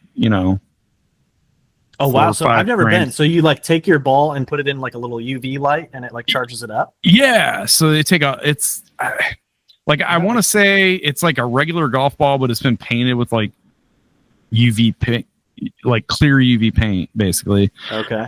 So when you get your ball from the girl at the counter or guy at the counter, they roll out of this tube that has UV light in it. Okay. So they come out all bright and glowy. And then the whole course is lit with black light. Right. But as you go, like it starts to lose its charge a little bit. So there are benches around the facility where you put your ball into one end of the bench and it rolls through a black light and comes back out the other side fully recharged. Really cool. The problem is you can't, like, once your ball stops glowing, it becomes harder to hit and identify, when you're playing with your group. Yeah. So you have to recharge it a lot. But it is cooler than cosmic bowling because cosmic bowling, the ball doesn't glow. So unless it starts picking up oil. Yeah. And then they start glowing weird, but yeah. I'm a sucker for cosmic bowling. Last time I went bowling was a little like a farewell kind of get together in Chicago before we moved here. And we didn't know it was going to be cosmic bowling. It was just kind of a surprise. And it was like, we got there, bowled a game, and then they're like, the lights come, and it's like, the house music starts pumping. I was like, oh, hell yeah. Oh yeah. See, so, I don't get better when I drink. I will walk out of a bowling center if it's cosmic bowling only. Just are you a purist or is it just the noise?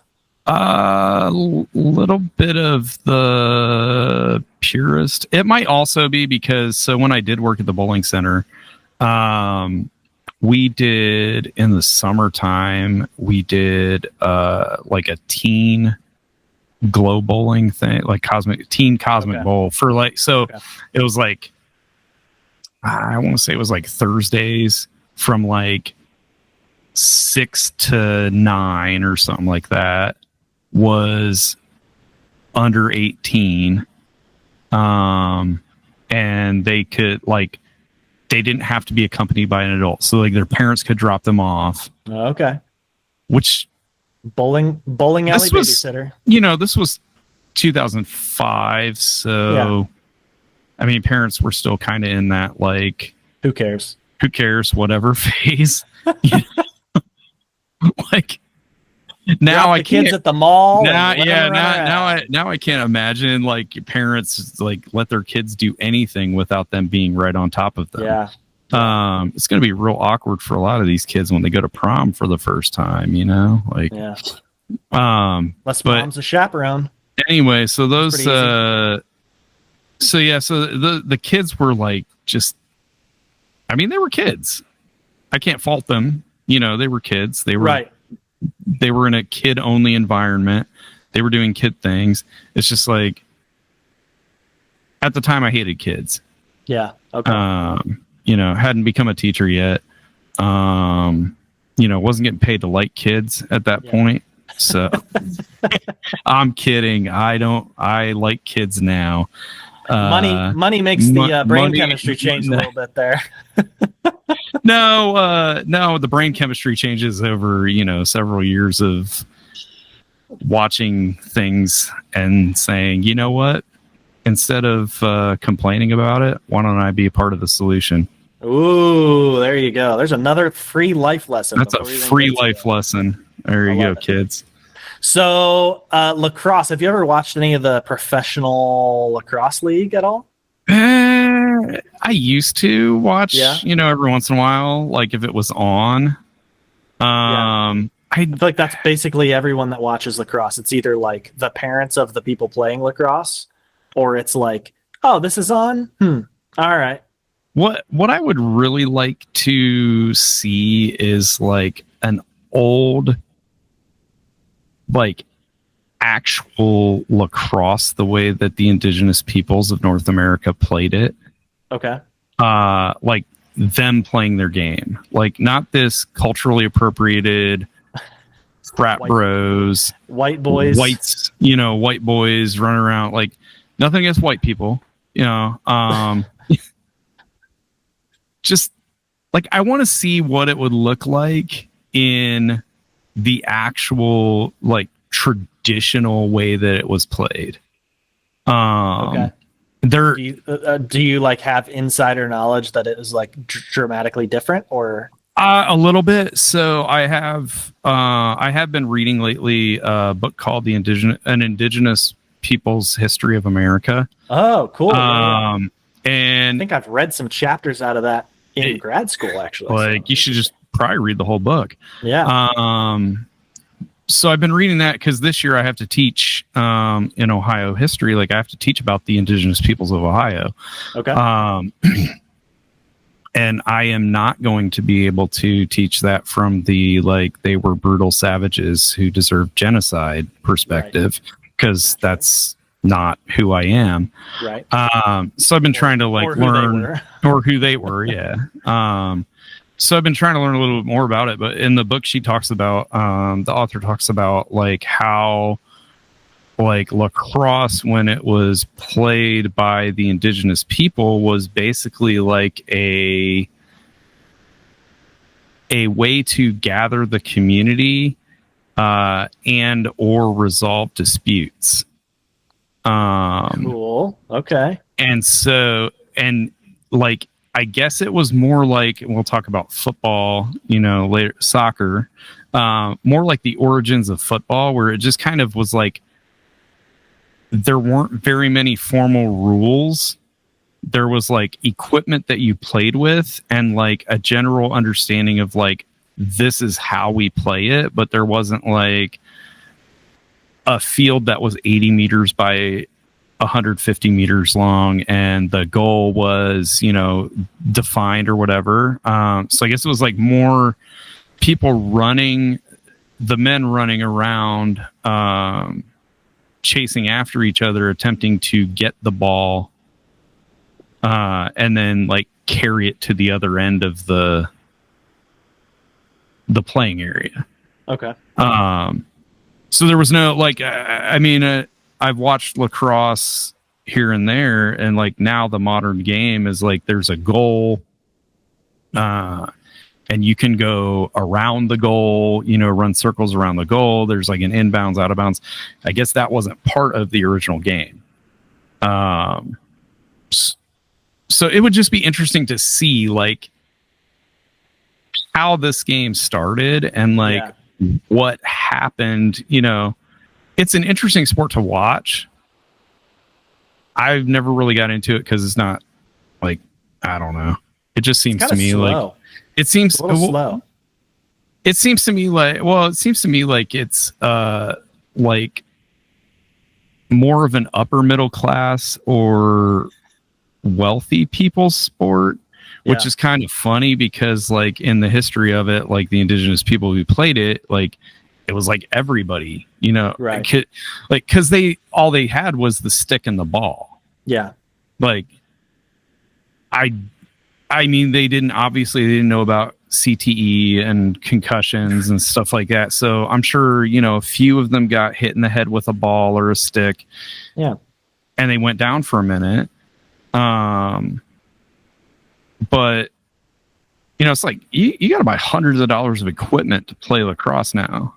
Yeah. Unless you're a girl, and then you just have to buy the little glasses that cover your eyes, which I've always thought was kind of funny too. Is like boys lacrosse, they have like the full face mask. Like you don't know there's a dude inside that basically. Like he's got the helmet that covers like all the way down to his neck, full face mask.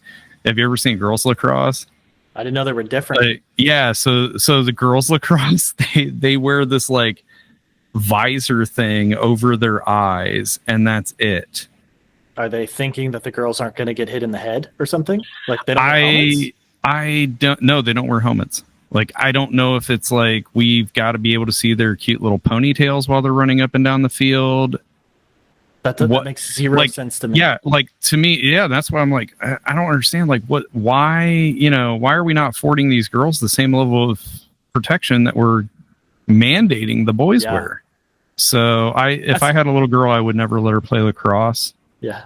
Because I feel like that would just be a recipe for disaster. One of our future episodes, we're going to talk about what sport would you let your kids play? Oh yeah, which is going to be a good time. That's one of the issues, like what you mentioned about lacrosse. One of the issues with hockey too is that it tends to be there's not a whole lot of players that make it to the NHL that come from underprivileged backgrounds because it's an expensive sport to play. Like, and it really is. When I started playing hockey, I mowed lawns and I really wanted to play hockey. And I was like, all right, this is where my lawn mowing money is going to go, is buying all this equipment. And the internet was, burgeoning.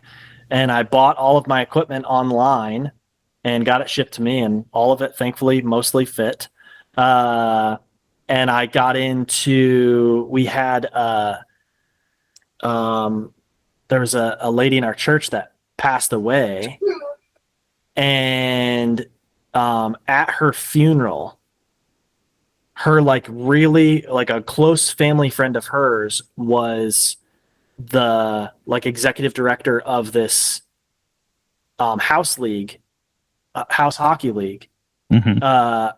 And he was like, I guess dad was talking to him about something. It was like, oh, my son's interested in playing hockey this next year and stuff. And he was like, oh, well, each of the members of the board get one scholarship for each season. And so here's my information. Your son can be the scholarship. So I got to play for free. And I don't know that I would have been able to play except for that. And then the following season when I played in high school, we had to pay for our ice time.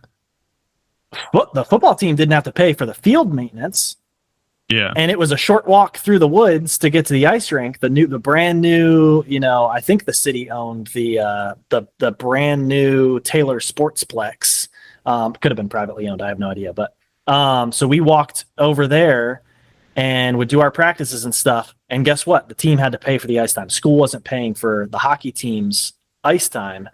But, they're damn sure paying for maintenance in the press box and sprinklers on the football field and the baseball field and all that.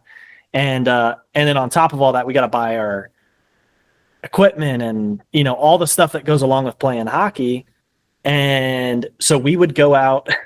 We had our practices, and then we would go out on Saturdays and collect cans to do can return, and we would get hundreds and hundreds of dollars to offset our costs because each player had to pay a certain, our percentage or whatever of the ice time. And so if you went out with the coaches, I had another coach that worked at the alternative high school that was he did the building program, literal construction. It was kind of like a trades focused thing. Okay. And he had me and my line mate go out and do demo in one of his buildings on a Saturday morning for 4 hours, and it counted for whatever amount of money off of our ice time. So it's just pretty crazy, and it's football teams aren't having to deal with that. Football teams aren't having to go pay those kinds of things. It's just interesting. I don't know. The economics of sports. We should get into that some future episodes. That would be interesting. Yeah. All right. Any other alt sports, I guess, that we want to kind of mention briefly? Anything else going on? Not that I can really think of. Maybe we'll get into the live golf thing later. For sure. In a future episode. I hadn't really thought about it until, like I said, they preempted my IndyCar coverage.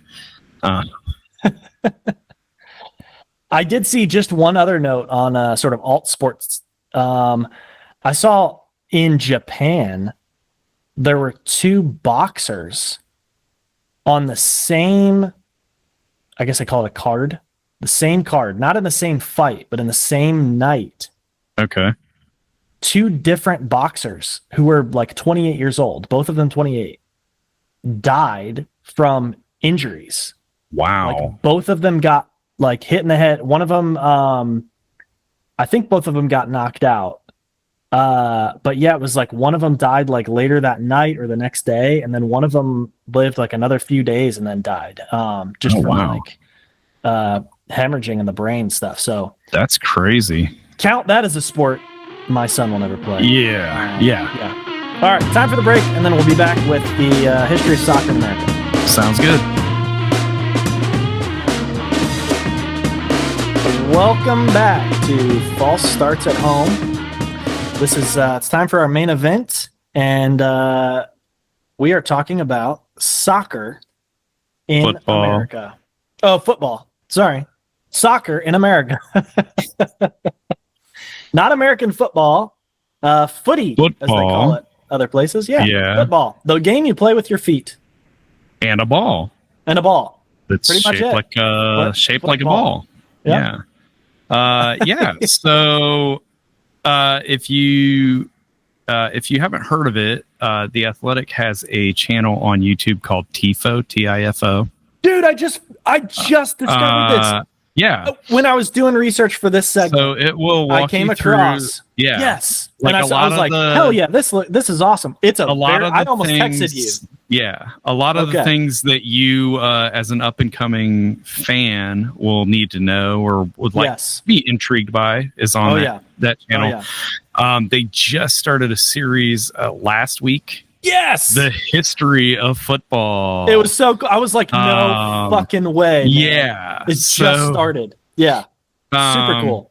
They should sponsor us. Like I was at the so I was at the Premier League Summer Series. The Club World Cup just wrapped up in what was it, July.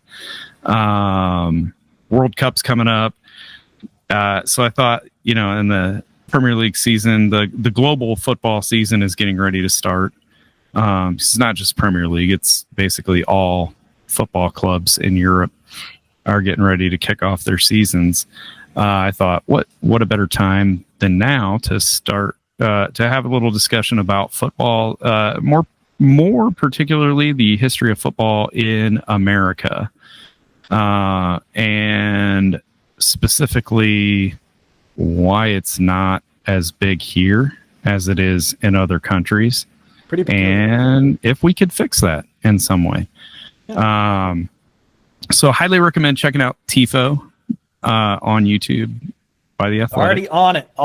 If you're not already on it, definitely subscribe.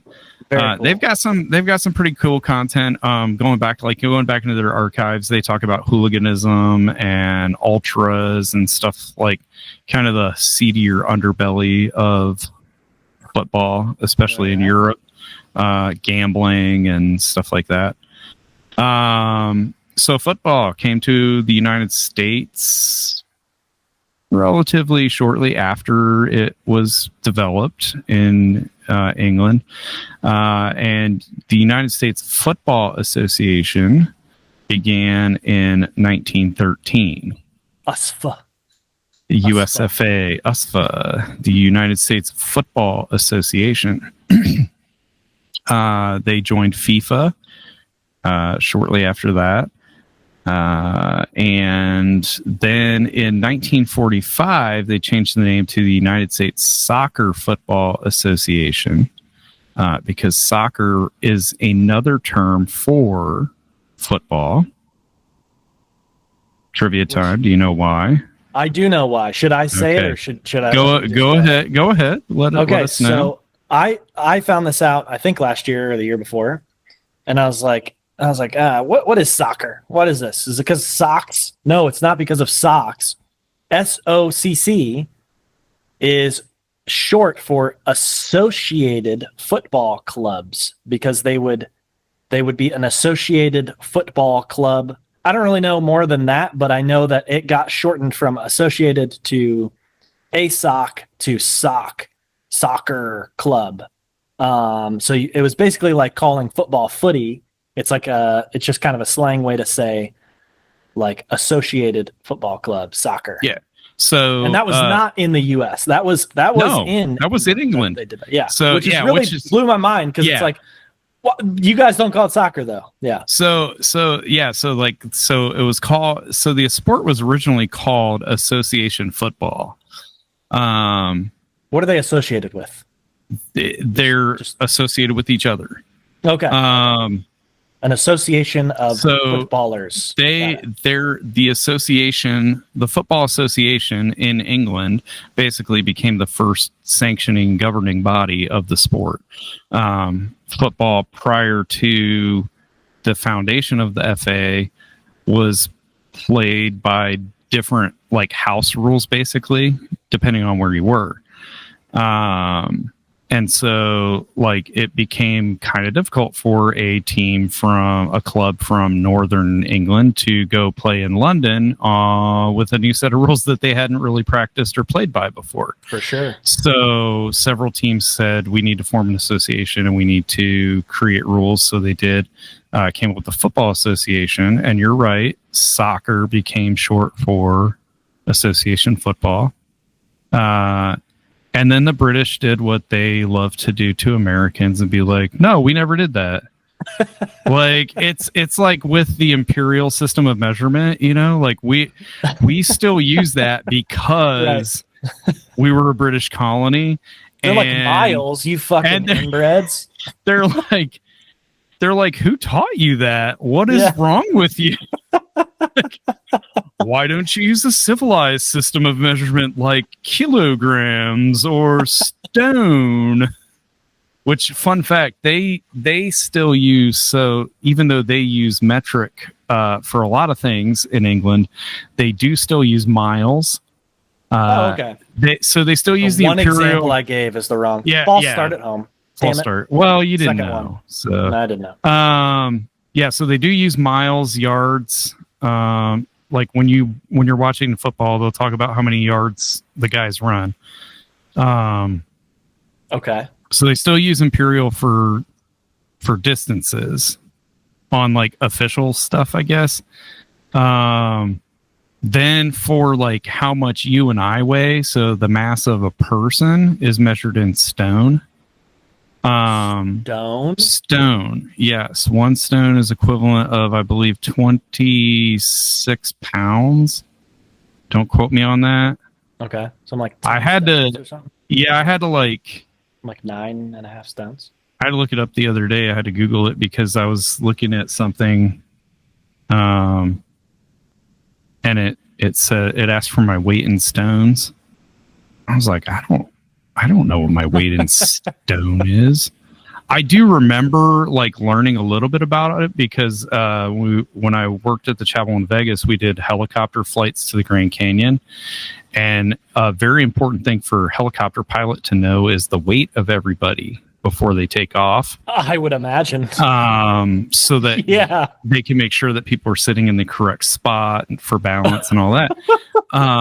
And so one of the side note, I will never ever get on a helicopter.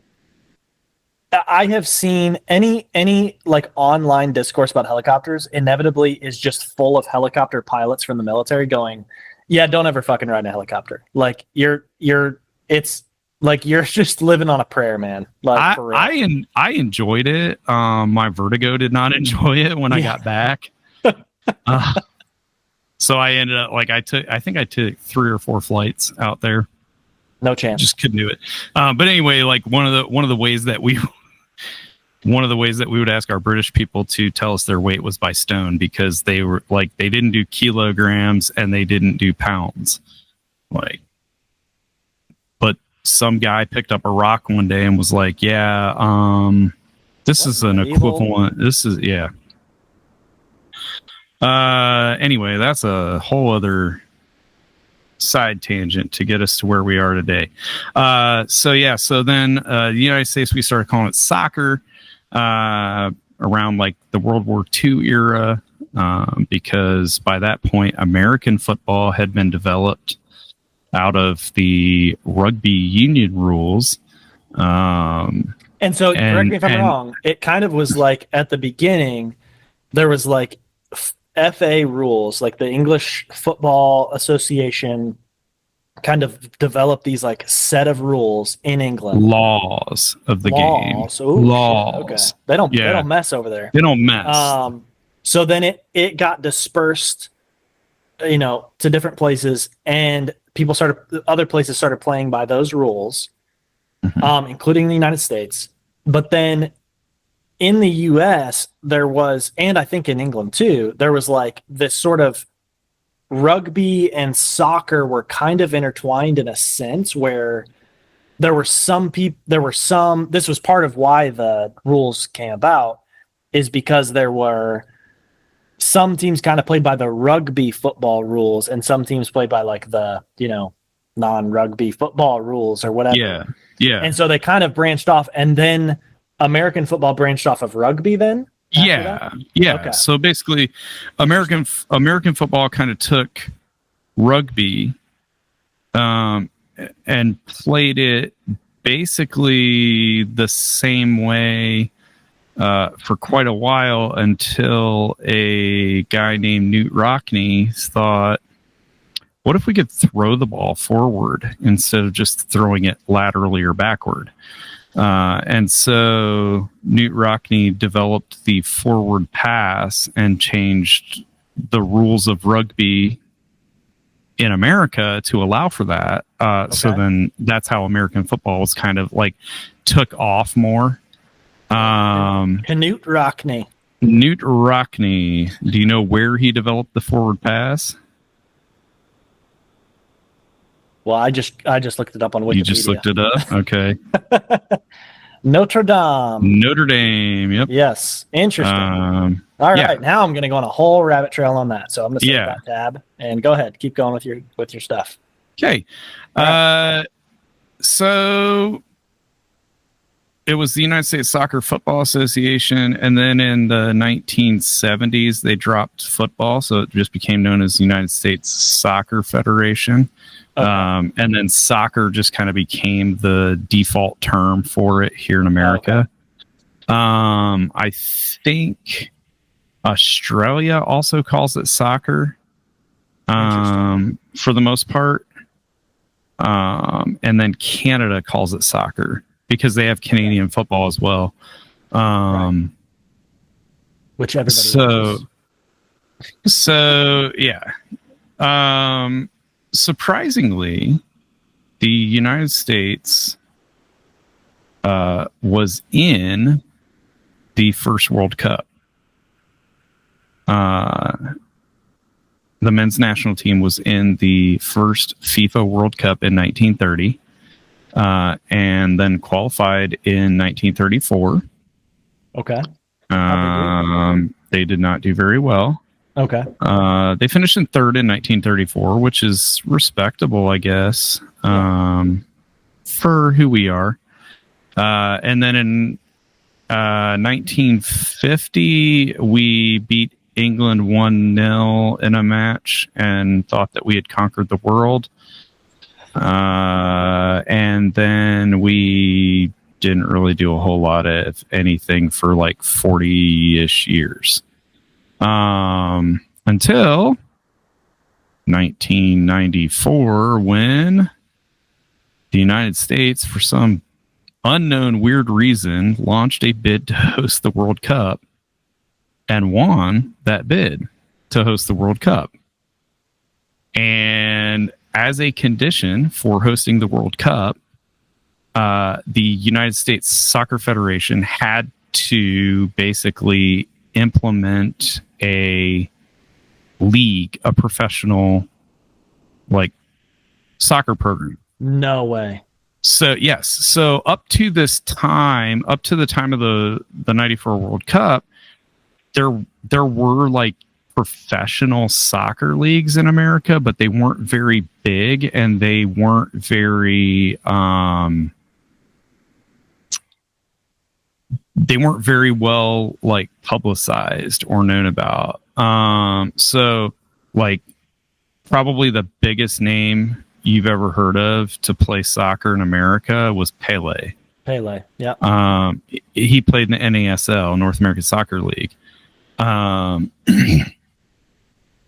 So one of the conditions for the U.S. hosting the World Cup was that we had to basically build a pro soccer system. FIFA didn't really care how that happened. They just wanted it to happen. So MLS was kind of created out of nowhere. And 6 cities were awarded MLS franchises to begin their inaugural season in 96. Okay. So we actually, soccer like didn't really take off in America until 2 years after the World Cup. Wow. Columbus was one of the first cities to get a franchise and built the first soccer specific stadium in the United States. Wow. Columbus, Ohio built the first, because they didn't have any other pro sports teams at the time. So they're just like, we're going all in on the Columbus Crew. Well, they had no choice but to go all in on the Columbus Crew. They couldn't let them play at Ohio Stadium. That would be right. like Ohio Stadium seats like 80,000 people. It's gotta be, yeah. It's like 10% full. I mean, so when they built Crew Stadium, historic Crew Stadium, I think it seated like 15,000 or something like that. Okay. Don't quote me, but so they started with 6 teams, and then they like slowly expanded over time and have gotten to where they are now with 30. Was it 30 teams or 32 teams they're at now? Or 30. And there's then 3 in Canada. Yeah, so we incorporated Canada into MLS because Canada's not big enough as a country to support its own like professional full league. Just because of they don't have very many large cities as it is. Right. And hockey is way bigger in Canada than soccer would ever hope to be. They were in talks a few years ago, something about kind of combining Mexico a little bit. Mexico has its own, they have their own structure as well in Mexico that's different from the global football associations, which we'll talk about in problems here in a minute. But basically, that's kind of a little bit of the history. They've expanded the MLS quite a bit recently, awarding franchises like pretty willy-nilly to up-and-coming cities like Nashville, St. Louis, Minneapolis, San Diego. What's interesting about Nashville is they started as a USL club. Yeah, so quite a few of the MLS franchises, expansion franchises of the last couple of years had started out as a USL team and somehow like parlayed that into a MLS bid. I don't like it would be interesting to me, like this is for further study on like the history of professional sports in North America in general, like how they rolled out the way they rolled out. Like with professional football was born in Ohio, in Canton, and you had the Canton Bulldogs, and they played like other football teams in Ohio and Western Pennsylvania for the most part. Like that was not, it wasn't called the NFL then, but it was, you know, that was pro the football. Game of American football. The game of American football. You know, and then when did it like turn into what it is today? And why? So like with MLS's expansion, you know, they've picked markets where they think that they can gain a significant following, or splashy TV revenue or whatever. Yeah. But that's kind of what's wrong with the game in America, in my opinion, is the franchise model.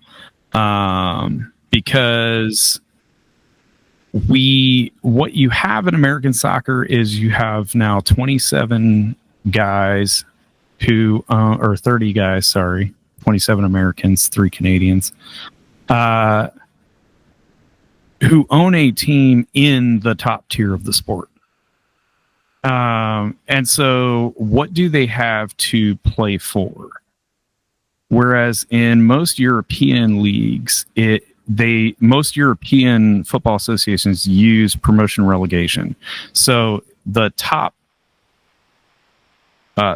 3 teams from the second tier will get promoted to the top tier, and the bottom 3 teams from the top tier will get relegated down, and so on down the ladder, until and it's very bad for business to get relegated. Also. It's very bad for business. It's very bad for the team, the club, because you tend to end up having to sell off players because they don't want to play for a lower division, or the revenues aren't there to pay their contracts. Right. So here in America, instead of having something to fight for, something to play for, we're just like, yeah, you got a guaranteed squad. You know, you're a guaranteed spot on the calendar. Like you will be in all the MLS games this year. We've got a contract. They've got a contract with Apple TV, which is another problem. You know, that just started recently, is access. You know, we've talked about that before with other things. Is access. You know, like it used to be on ESPN, which was kind of bad enough, like access to cable, back in the 90s and early 2000s. Every once in a while, a game would be on like ABC or NBC or something like that. Right. But now they've gone, you know, what is it, the last 2 or 3 years, they've gone to the Apple TV. Like you have to have an Apple TV Plus subscription to be able to watch MLS. Yeah. And I'm sure that's great for guaranteeing the league revenue, but is it what's best for the game overall? You know, imagine if the NFL was like, we're going subscription only, like not just Thursday nights. Not not just every game's Amazon Prime. You have Amazon Prime. Yeah. And you have not only you have to have the account, but you got to pay the, you know, the monthly fee or the annual fee, whatever it is. So that's part of what's wrong, is you're limiting access. You're limiting competition because you're saying like, okay, these 30 teams are the best we can do. You have an upstart league like the USL, United Soccer League, that has 3 tiers to it, 3 divisions. Okay, I didn't know that. Okay. They just recently opened the 2nd and 3rd divisions. And then they announced that starting next year in 2026, the USL will become a promotion relegation system. Cool. So teams from... So they're basically saying, all right, watch us, MLS. We're going to overtake, you know. Basically, yeah. And then with the... So part of the reason for the franchise model is because of the beginning of the sport, of the MLS in America. The way that they started the league was a single ownership structure. So you had one entity that owned all 6 of the clubs. So it's basically like what we were talking about with the PWHL, what that currently is, what the US, what is it, UFL, whatever the Spring American Football. Okay. So it's like one group owns all six Everything. teams or all 8 teams or whatever it was. So that was how the MLS started. Lamar Hunt basically was the guy. Kansas City Chiefs owner Lamar Hunt Bankrolling a whole league. bankrolled the whole league. Owned all the franchises. Well, they weren't franchises then; they were just teams. Right. And so there wasn't a whole lot of like personal stake for owners. You know, like Lamar Hunt, obviously, like he owns the MLS. He's spending this money. Like he cares about the success or failure of this league. But what he really cares about is, can it become successful enough that I can start selling off individual franchises? Right. And so that's what started happening in the early 2000s, mid 2000s, was that Lamar Hunt and MLS started selling off franchises.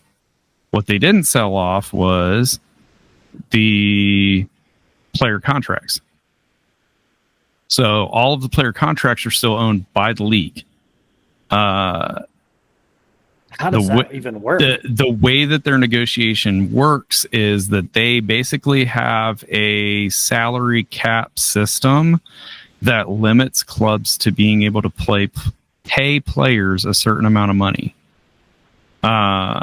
There's a minimum amount and a maximum amount that they can pay a player. And then they are allowed certain exempt slots to pay a big name like David Beckham to come over and play. Okay. But even that is nowhere near what they would make in Europe. Because in Europe, they have what's called profit and sustainability rule, which is basically kind of like the luxury tax system in baseball. Okay. How, there's no cap, but if your spending is on pace to hit a certain percentage of your revenue, then they say, whoa, you need to show us your books so that we can make sure that this is like sustainable spending, basically, that you're not, because there have been clubs in Europe over the last decade or so that have literally bankrupted themselves. So it's like well-governed business. Kind of. It depends on who's writing the checks. Right. I mean, because obviously, like, so Everton 2 years ago, we got docked 10 points for PSR violations. And Man City, after a 3-year investigation with over 100 allegations of violations, walks away as if nothing ever happened. Okay. And interesting. More conspiracy theories from Tim on the podcast? Well, it's not a conspiracy theory. It's everybody knows what's going on. Right. The people who are bankrolling that franchise, that club, bring in a lot of ad revenue for the entire league. So what are you going to do? Yeah. You're not going to insult them in some way or hold them accountable to rules that are going to cost the rest of the league.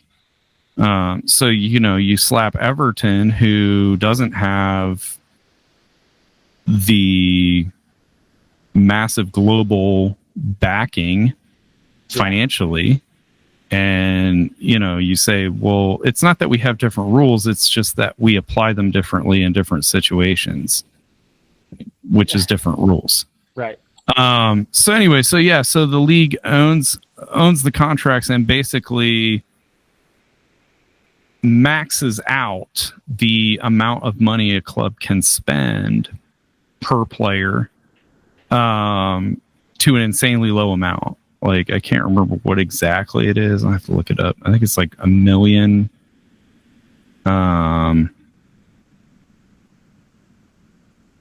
It's not that much.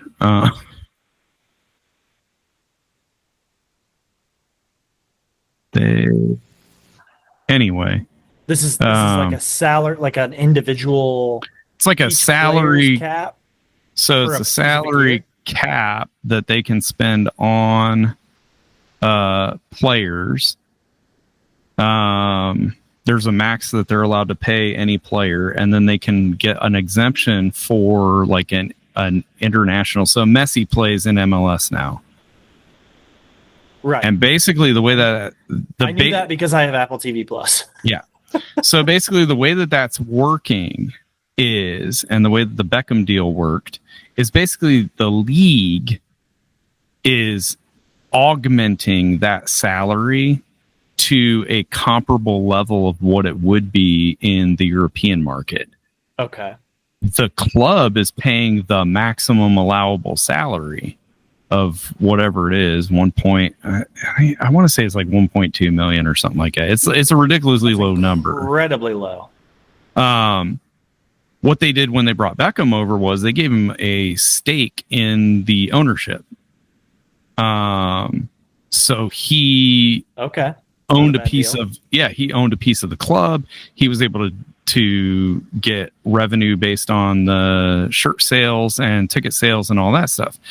I'm sure they've worked out something like that with Messi as well. But it's terrible for the game because you're not growing homegrown talent.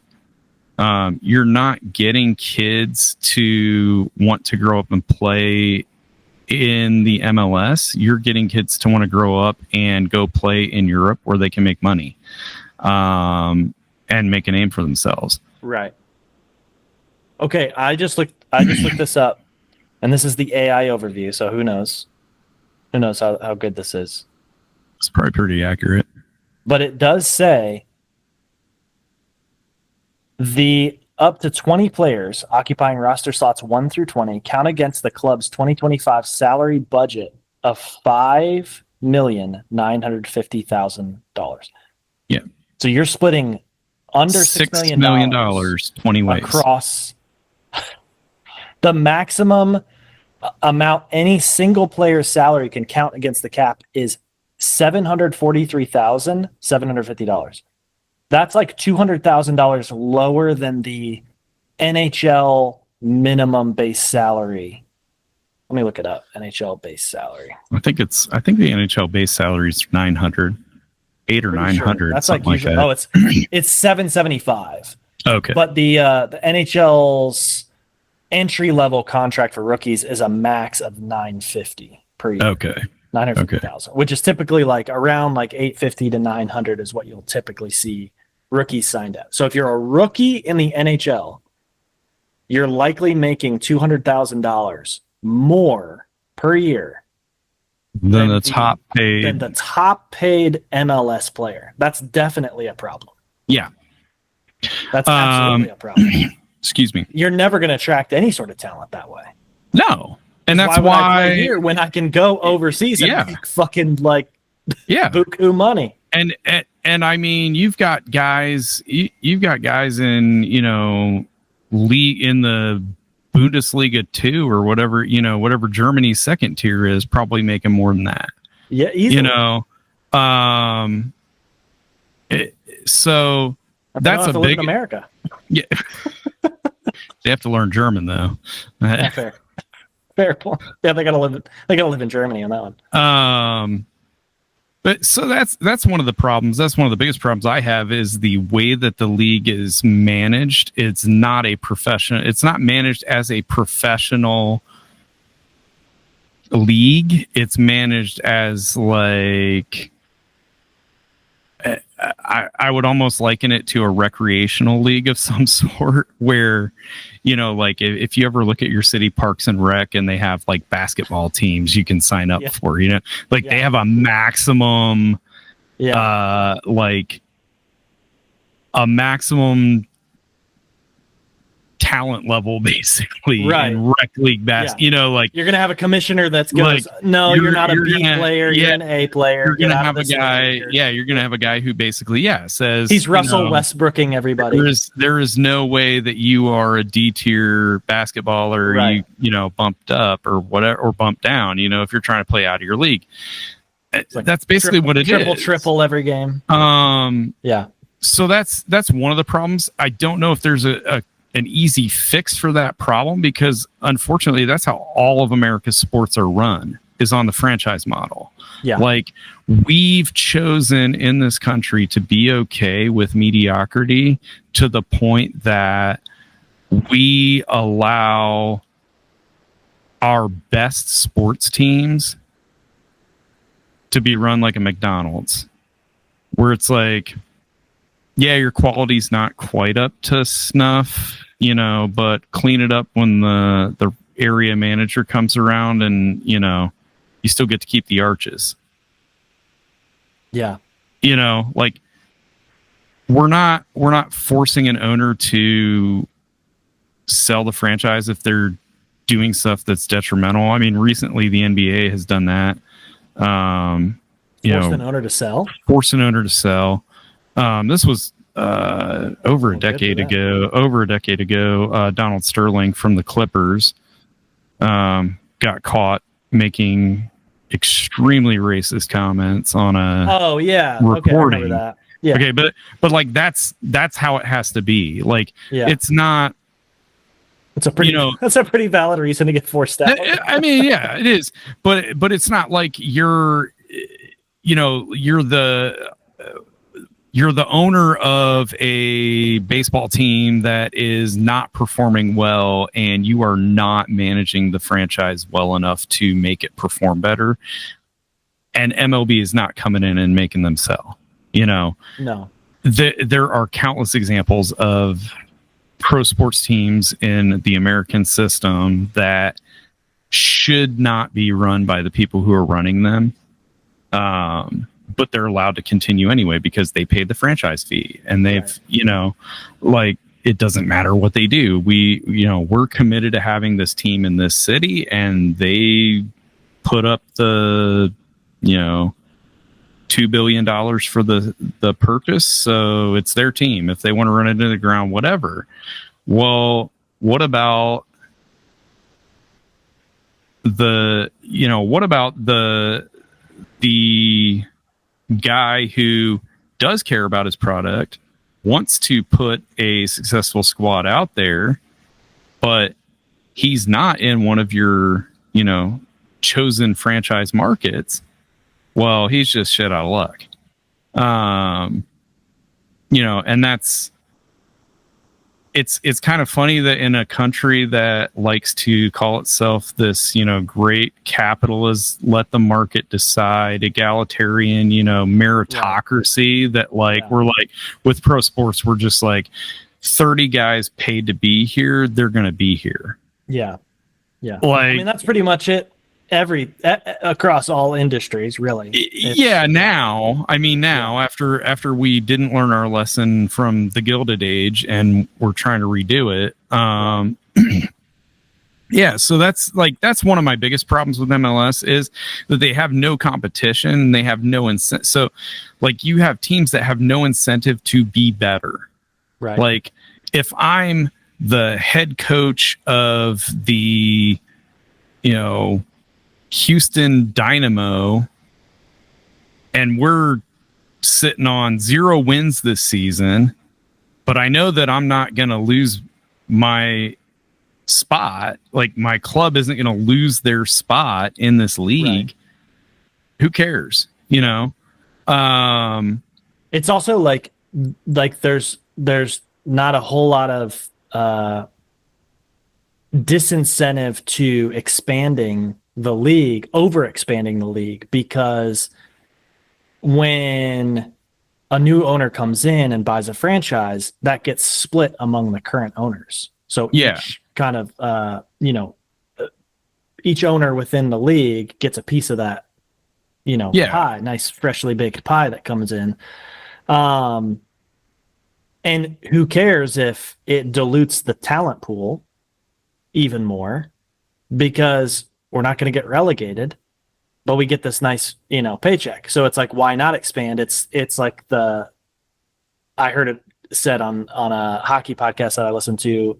It's the dumb man's way of making money. Like, it's the dumb person's way of increasing league revenue is just franchising. Yeah. And one of the things I read, what's interesting is one of the things I read about the initial, like, back in, what was the first league again? That was NASL. Yeah, NASL. One of their issues was, like, they expanded too rapidly, and had to fold the league because there was just it became like too much too quickly. And I worry about that with the NHL too, expanding. They're now at 32 teams. Like, they're looking. Bettman says he's not, actively seeking anything, but Houston, Atlanta, there's other markets that are looking and actively basically begging the NHL to open up franchise application. And those franchises are going to be like probably $2 billion at least. And that's a pretty shiny, prize for all the current 32 owners. It's hard to turn down. Yeah, hard to turn that down. $2 billion. Yeah. So, and who cares, because you're not going to get relegated. Yeah. You welcome this team in, and now all of a sudden, like, I don't know. It's but the not quality, a way to run a serious league. The quality of play suffers because, like you said, talent pool gets diluted. Whereas if we say, like, and I'm going to use the Premier League and English football for most of the example because that's what I'm familiar with. But, if they say, okay, 20 teams, 20 clubs get to play in the Premier League. Bottom 3 go down at the end of the season. Top 3 from the championship get to move up. There's only 20, I think it's 20 teams in the championship as well. Same thing. Top 3 move up, bottom move down. You're not diluting the talent pool, because now you're saying, like, okay, you can conceivably be a really good player, but be in that third tier. You may not make as much money as the guys in the top tier, but if you help your club get to the top tier, you can start making that money. Yeah. Or if you're really that good, you can, at the end of the season or at the end of your contract, you can get sold on to another club that may be in a higher tier. Right. There's incentive to continue to grow and develop and play. Whereas with the franchise system, like, once a guy gets to a certain, point in his career where he's kind of washed up, like Messi. I mean, I'm not dogging on Messi. I'm not saying he's not a great player. But I'm saying, like, he's toward the tail end of his career. He's been playing a long time. They did the same thing with Beckham.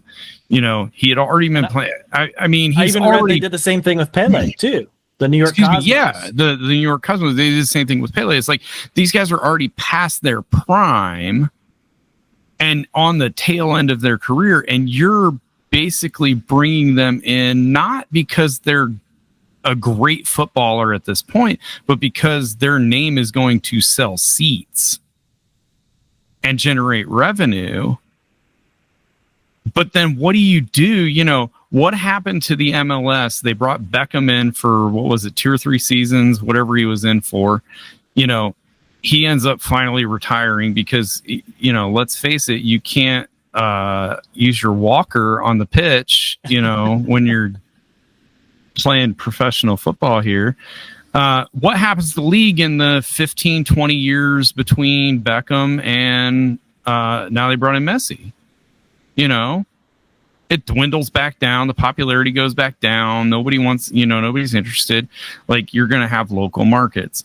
But this also leads me to my next biggest complaint about American soccer is the dumbing down and patronization of the game. You took a sport that isn't that difficult to understand. Yeah. Right. The ball and people kick it into a 11 guys.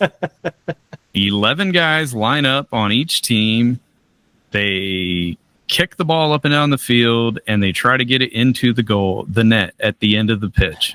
Right? Like if you kick the ball out of bounds, the other team gets the ball. If you foul somebody, they get a free kick. Like it's not a difficult sport to understand. And here in America, when MLS came out, they were like, you know what? I don't think Americans can really understand this. So like one of the things they did initially was the clock. So the clock counts up on a football broadcast. So it starts at 0 and then it counts up to 45 minutes in the first half. And then whatever time the referee adds for stoppage. And then it starts at 45 in the second half and counts up to 90. Well, when MLS first came to America, they were like, Americans might not be able to understand this whole counting up thing. So they started the clock at 45 minutes. Yeah. And counted down. Well, then what happens is when you go to add stoppage after that, Americans are also not really smart enough to say, oh, there's 0 time on the clock, but he added 4 minutes because the ball went out of bounds that much during the first half. Like they dumbed it down to the point where it got it made it harder to understand, like I remember watching MLS like early on and you see the clock's at 0 and they're still playing. And you're like, what? I don't understand this. Yeah. Well, what it was not that I didn't understand it was that MLS changed the way they showed the clock to make it more difficult for me to understand that like sometimes they have to add time to the end of the half. Or usually they add time to the end of the half. Playing when we do, playing our season in the spring and summer and wrapping in the fall. Some people made arguments that it's because of the weather. They play in the snow over in Europe. I mean, they're playing in the northern hemisphere's winter over in Europe. Right. It's more you're afraid to compete with the NFL, which I can respect. Yeah. But like I'm watching Premier League soccer, Premier League football during the football season, American football season. Like there are very clearly a lot of other Americans who are doing that. So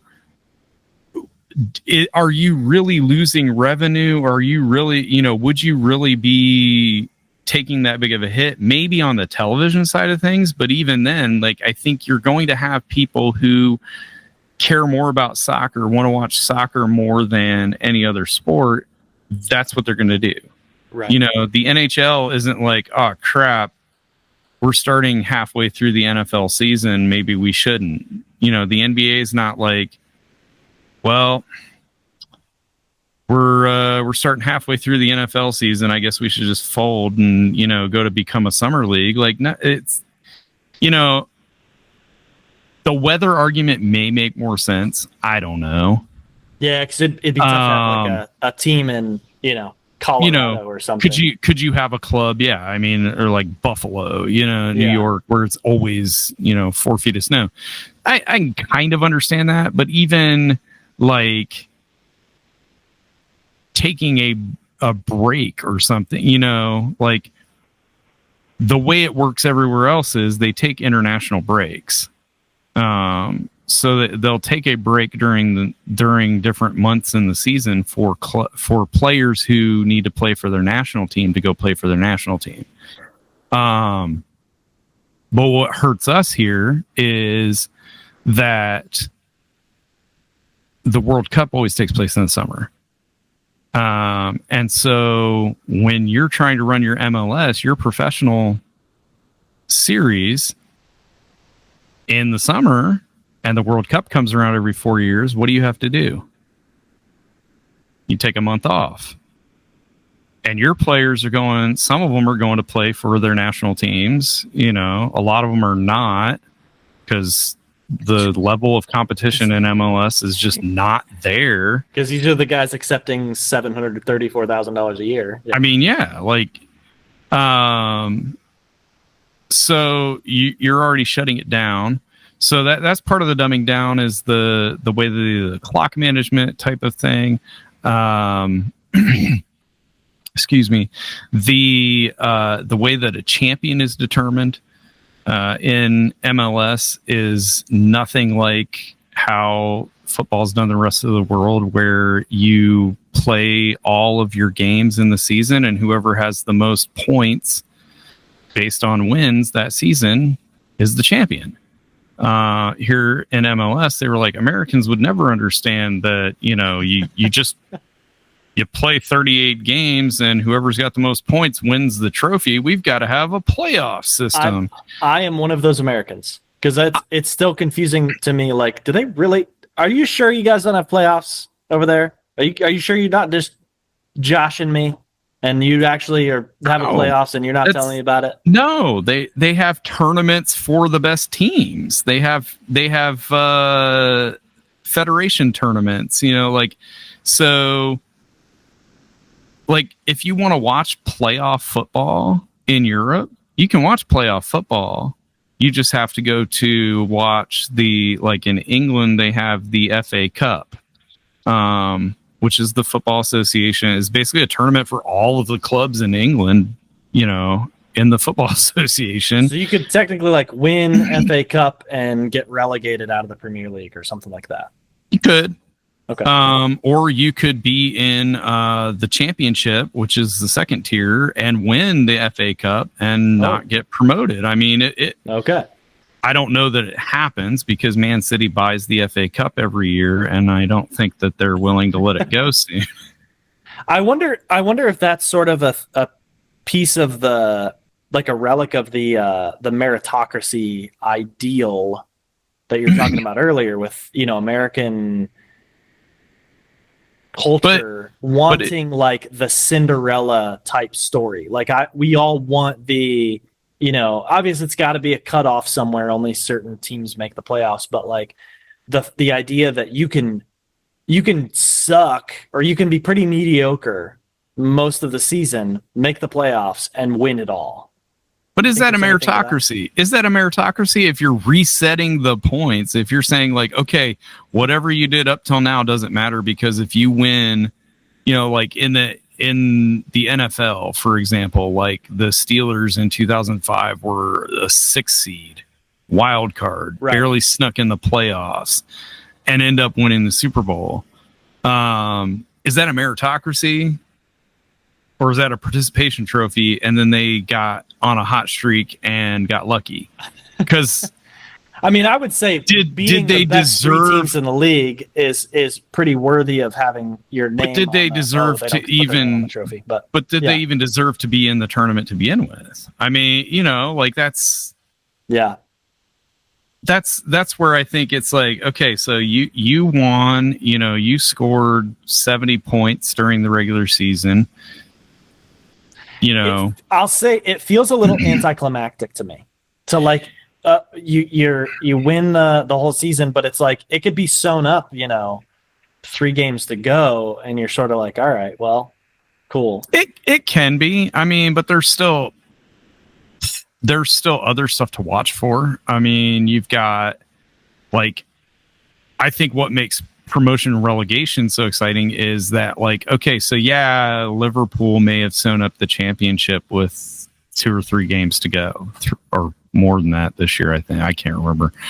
You know, they had it down, but you look at like the relegation battle was like 4 or 5 clubs fighting to maintain their spot. Okay. So, you know, even if you're a Liverpool fan, like, you know, your squad's won the championship, like, you're still interested to see, you know, what's going to happen at the bottom of the table, because like, you know, are we going to have to play this club next year? You know, are we going to be having to play Wolverhampton next year? Yeah. Or are we going to get a break from, I'm talking about my boys. You know, having to I'm go talking about my team. to Molineux, you know, my new team. Yeah, no, true. All right. So all right. I think, and then I think with the dumbing down of the sport, also with the salary cap. I mean, that's just dumbing down the sport. Like you're not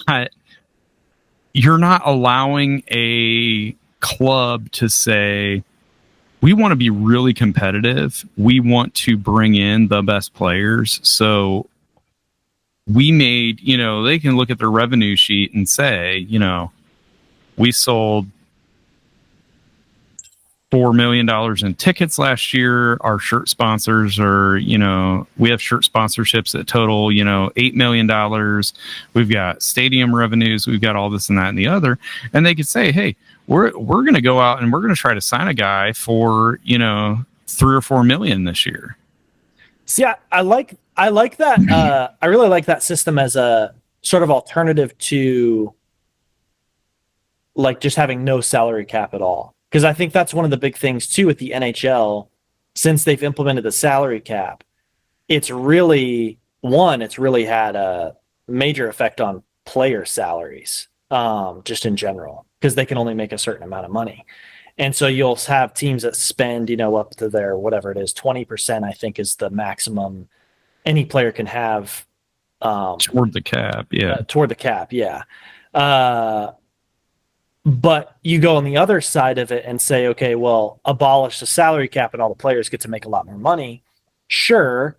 But also the teams with, you know, the multi-billionaire owner, they're all billionaires, but like the multi-billionaire owners that are just going to just dump a ton of cash into their team just to win are going to sign all of, you know, it's like, I mean, honestly, the Red Wings in 2002 did this. Like they went out and got basically an all-star team worth of players and were paying a ton of money and they won the Stanley Cup. Of course they did. It doesn't necessarily always work out, but it's not that fair to the teams that don't have that kind of capital behind them. But I like the system where it's like, all right, we're going to take your revenue, like there's no salary cap, and it's fairly equal, but we're going to take your business as a standalone entity and say, okay, you have to fit your salaries within this. You can't be drawing, you know,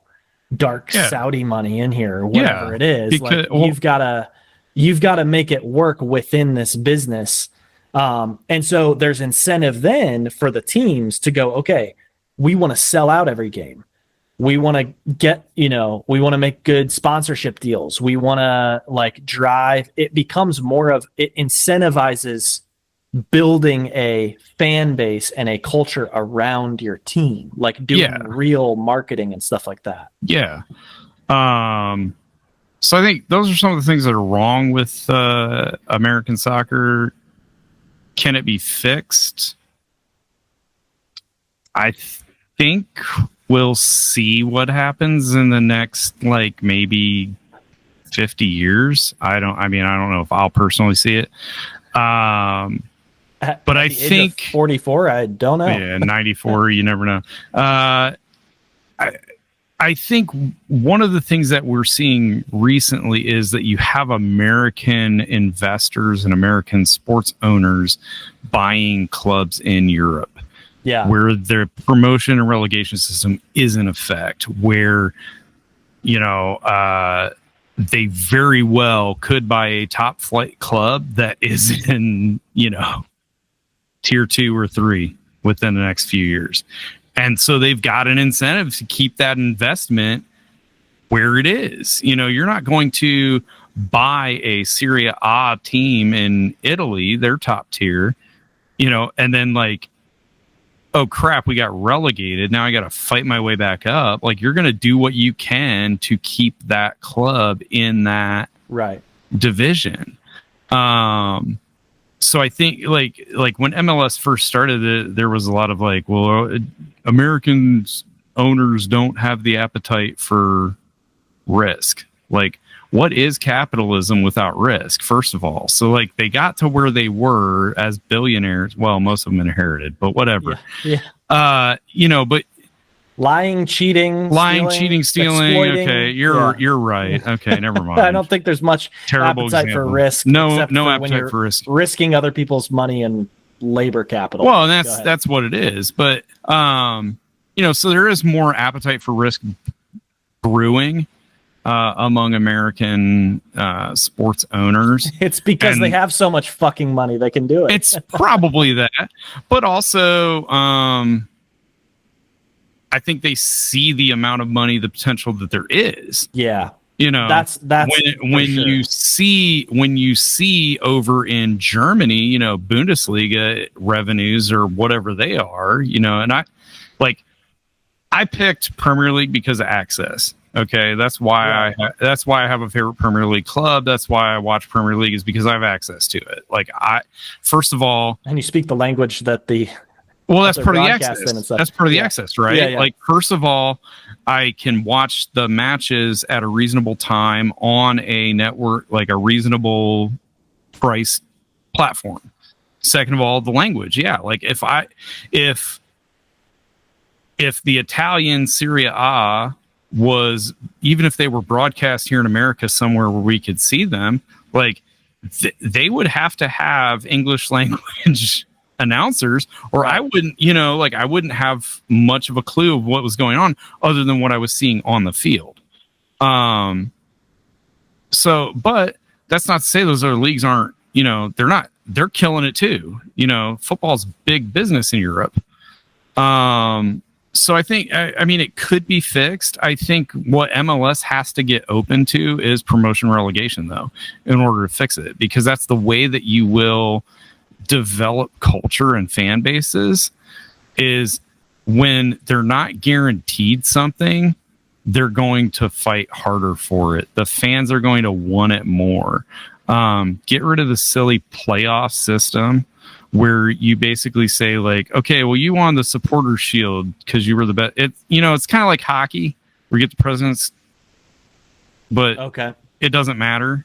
Yeah. You know, like you can win the president's trophy and then go out and so, like, get rid of that. Expand the visibility of not just the MLS, but of the national, like all of the tiers, and the competitions that take place outside of those organizations. You know, like here in America, we have a domestic cup, a continental cup, kind of like the FA Cup over in England, kind of like how most European countries are set up. Nobody knows about it. Yeah, this is the first I'm hearing. Yeah. So, I mean, I just found out about it because the crew were actually like in one of the like late round matches, and so it happened to be like get local news. Yeah. I found out like, oh, we have the Lamar Hunt Trophy, which is the like North America's. So we do that with Mexico, Canada, and us. The competition is Continental Cup. Okay. Instead of a national, because those two countries don't really have the, like, Canada doesn't have a whole lot of anything to support their own cup, national champion. Yeah. And then Mexico does, but I think it just raises the quality of the tournament to have them in ours. That's the cool thing about football in other parts of the world, is there's multiple competitions happening at the same time with the same club. Like, you'll see Liverpool this year playing in the UEFA Champions League. They'll be playing in the Premier League. They'll be playing in the FA Cup. They'll be playing in the Carabao Cup. They're playing in all those competitions at the same time. So their schedule is very busy. And they're trying to win all four of those trophies. They're not just like, well, this one's the European Football League trophy, so we don't care about it as much. Every team's out there fighting for everything the whole time. I think the World Cup coming next year might help boost more interest in soccer in America. Do they do men's World Cup and women's World Cup the same year? No, so men's alternating. So they're alternating. Men's are in even years and women's are in odd years, and then they're every right. then they're every 4 years. Okay. So does the women's come in 2027? I believe that's when the next Women's World Cup should be. I cannot remember, to be honest. Yes. Yeah. June 24th to July 25th. Okay. And I can't remember where the next Women's World Cup is. Brazil. Oh. Yeah. Nice. Cool. I usually watch the Women's World Cup and don't watch the Men's World Cup. Same. Yeah. Because, I mean, honestly, like the women's competition is much more entertaining. The men's competition, like, I don't know if these guys are, I think some of it might be like they're afraid to get hurt before their season. Because this is their off season. Except for last time in Qatar where it was during their season. So I don't know if it's like some of them are afraid to get hurt or they don't love their country as much or, lack of patriotism. What? That's what it is. Reinstall the draft, reinstate the draft, and then they'll be proud patriots of their country. But I'm pretty sure that we will see some soccer fever next, starting around January-ish. Okay. Just like in 1994, we saw soccer fever. Like all of us, who grew up wanting to play American football, all of a sudden we're like, hey, we could kick a ball. Like any idiot can kick a ball, like. Yeah. And then we watched our Americans men team just, not be able to kick a ball. And then we all just kind of the kids whose parents were committed, and the rest of us were just like back to life as usual. Yeah. I remember being a big, must have been the World Cup of 98. I remember being a big fan of Holland. I was like, oh, all right. Those are the good ones. Those are the good ones. We fucking suck. So yeah, for the U.S. Yeah, like that's what's sad too about U.S. It's like is having to pick another country as your like backup country, but not really your backup country because America's not getting out of the group play. Yeah, and the American coaching staff and the American players and the USSF being like okay with that. And still paying them more than they paid the women for the longest time, which is a bunch of bullshit. Yeah. Like, these women are out here winning medals, winning World Cups. Like, no, they earned theirs. Right. These guys, I mean, some of these guys shouldn't even be getting paid. Right. Yeah. To go out and shit the bed the way that they do. Yeah. Tim Howard should have never been paid by U.S. Soccer to play for U.S. Soccer. Guy sucked. He played for Everton too, and I can say, he sucked. Like, oh wow, okay, just not a huge Tim Howard fan, Yeah. Yeah. So I guess we'll see kind of next year. We'll see kind of next year. World Cup, some soccer fever. Maybe, maybe the MLS will figure its shit out and stop, being afraid of competition and go ask USSF if they can open up a soccer pyramid here in America. I think it'd be pretty cool to see. I like that the USL is starting to do that. That's pretty cool. Yeah. On that note, as we were talking, I just Googled the USL, and on their homepage, on their website, this is like breaking news. So we're breaking some news. This isn't going to be posted for several days, but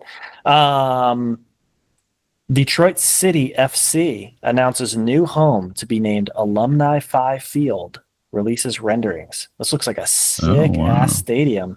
building themselves That's open a nice... in Southwest Detroit. So they currently play in like Hamtramck.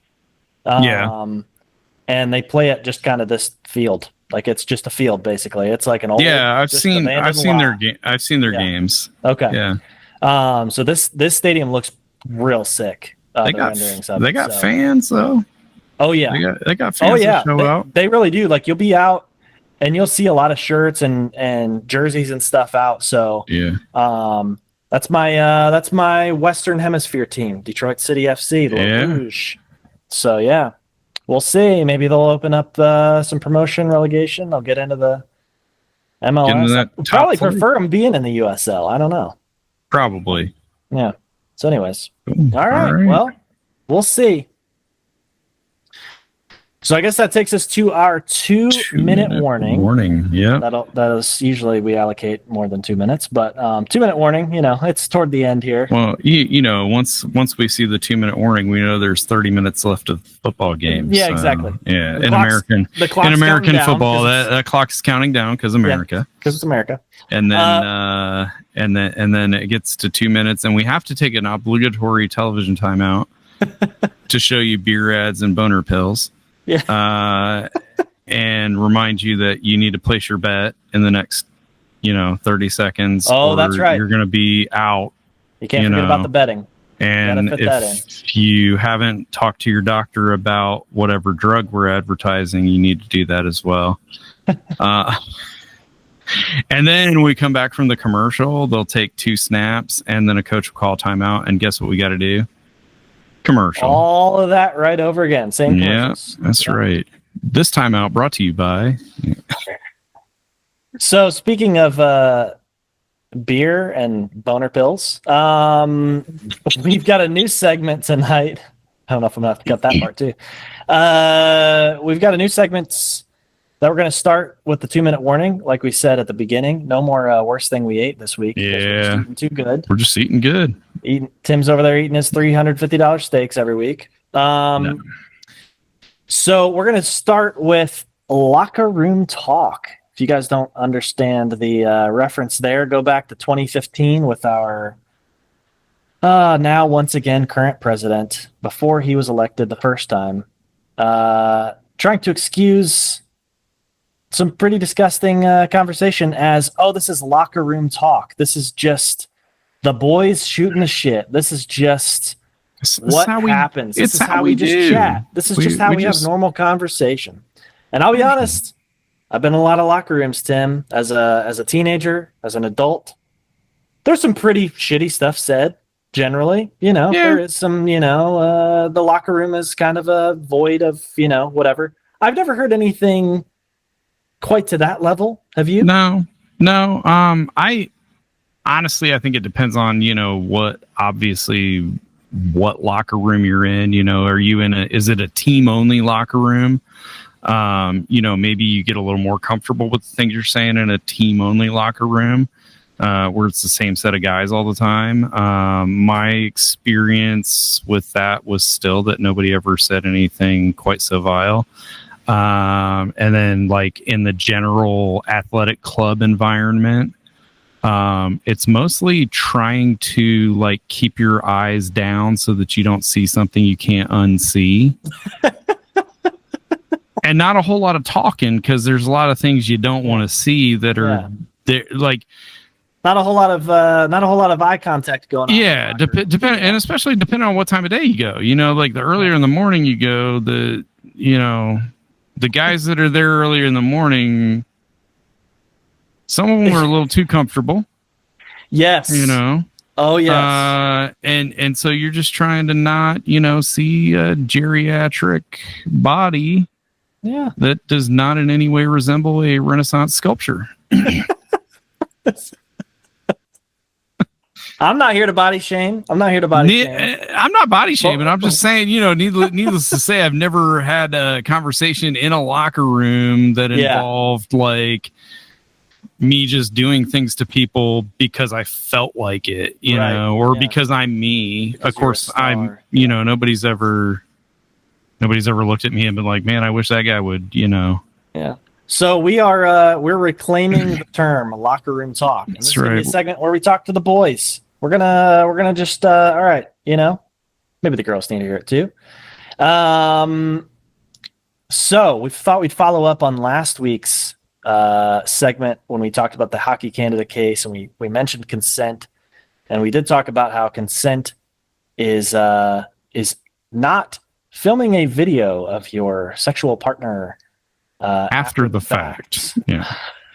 Even it's a little weird to me, even filming a video before the fact or during the fact, because you probably if you need to film a video, maybe you guys should have a little bit of a relationship development before you take it to that level. Yeah, I don't know. Yeah, I'm not shaming anybody's sort of sexual behavior. Do what you got to do. Do what you want to do. I think that I agree, with if you got to film it, there's something not right going on. If you film the actual encounter itself. Okay. VHS might be making a comeback. You know what I'm saying? Because that stuff doesn't leak on the cloud or, True. There you go. Yeah. You're just trying to get some notes, like it reminds me of The Office. The Office with Jan and Michael, and he's like, you're giving me notes. Anyway, so we thought we'd circle back and talk about what is consent. And you know what? Instead of us telling you, let's go to the hotline.org. So this is straight from the National Domestic Violence Hotline website. And this says, I'm just going to read it word for word because you know what? It needs to be out there. I've never been on this website and read this straight from here. So why not just read it word for word? Not any sort of copyright infringement. We're just trying to get the word out. NDVH. So consent is an ongoing mutual agreement between partners about what they do or don't want to experience. When considering whether acts in your relationship are consensual, keep in mind, first bullet point, consent isn't as simple as no means no or yes means yes. Consent is a safe, open, and ongoing conversation about the activities you and your partner are comfortable with and actively want to experience together. So safe, open, and ongoing. So that's like, continually. Consent is a continual process. It's, I tell kids, well, I don't tell kids, but, well, not in this context, because I don't believe consent is just for sexual contact. No, I think consent is for any kind of contact. If you want to pat somebody on the back, like literally pat someone on the back, you should ask before you do it. Is that okay? And admittedly, I don't always do that, and I probably should, be better about, asking a kid, like, is it okay if I give you a pat on the shoulder because you did a good job? Usually holding out the old fist for a fist bump or a high five or something like that. Like, then if they don't want to fist bump or high five, that's fine, whatever. Totally. But it is ongoing. I let them know, like, a lot of the things I see are kids want to play fight in school. Yeah.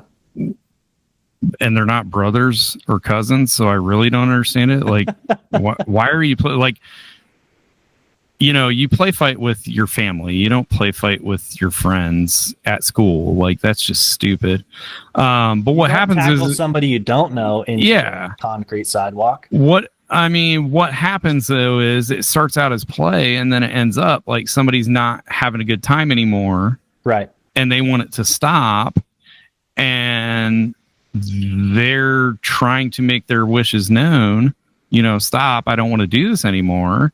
And the other person, isn't listening. So that's pretty much what I've been telling kids about consent is, like, even if they say, yeah, like, sure, I'll play fight with you. If they say no later on, you got to respect that. Right. Yes. Next bullet point, consent should happen every time. You and your partner should feel safe letting each other know if you're not comfortable with something every time. Consent is a process to be established on an ongoing basis, not broad approval based on past behavior. In a healthy relationship, you always have the right to set and adjust your boundaries based on what you're comfortable with in the moment. So true. Your relationship status isn't consent, whether it's the first time or the 100th. A casual or committed relationship. Nobody's ever obligated to give consent, even if you've done so before. You are the only one with the ownership of your body. So, if you're married, you still got to get consent. That's your marriage, your wedding ring, your vows is not just like the one final consent pass. Time. No, it's not. Yeah, it's not a lifetime. Oh, and that brings us to our next one. Consent isn't a free pass. Saying yes to one act doesn't imply your consent to others, and every act of physical intimacy requires its own consent.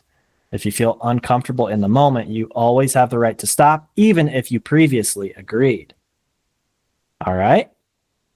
There's no such thing as implied consent. Flirting with someone, talking to them. Oh, man, the boys really need to hear this one. Yeah. Flirting with someone, talking to them, or the absence of no are not consent. Consent only happens when all parties voluntarily, explicitly, and enthusiastically agree. So read into that one what you will, but actually don't read into that one, because that's the whole point of that one, is don't read into things and assume consent. Because flirting, I think that's a big one, is like, well, she was flirting with me. No, that's not it. Not it, bud. All right. It's not consent if you're afraid or unable to say no, or manipulated, pressured, or threatened to say yes. And I actually learned the other day that actually the technical definition of assault. So a lot of people conflate assault with battery. So like, you're assaulted. No, if you're getting punched in the face, that's battery. That's battery. Yep. Assault is actually the fear, the infliction of fear that physical or emotional harm is going to be done. So, so yes, you can assault someone without touching them, which is interesting. Yes. And that's a legal definition. So, it's not consent if you're afraid or unable to say no, or manipulated, pressured, or threatened to say yes. So there you go. And boys, if she says no, walk away. And that's not. She said no, but she said no, but what she wants me to talk her into it. Yeah. She's waiting for me to, really. If I ask her 10 more times, what you're really doing there is you're trying to. Me so sad. You're trying to wear someone down. You're trying to manipulate them, and that's not cool. You don't want somebody to manipulate you. You don't want somebody to, like, as a teacher, this happens so much. That, like, so a kid will ask, can I sit over here by him? Because they always want to sit by their buddy. And like, I'm at the beginning of the year, I'm like, you can kind of sit where you want, and I'll see, like, okay, is this going to work or not? We'll see. And one of the things I tell kids too is, like, who you can sit by, especially in the upper grades, 4th, 5th, who you can sit by without it being a problem, right? So what inevitably happens is I have to break up the friend pair that can't sit next to each other and get their work done. They have to sit next to each other and try to disrupt everybody's learning environment. Yeah. But what happens is they'll want to sit by each other one day, and so one of them will ask, and you say no, and they're like, but please, but please, I promise I won't do anything.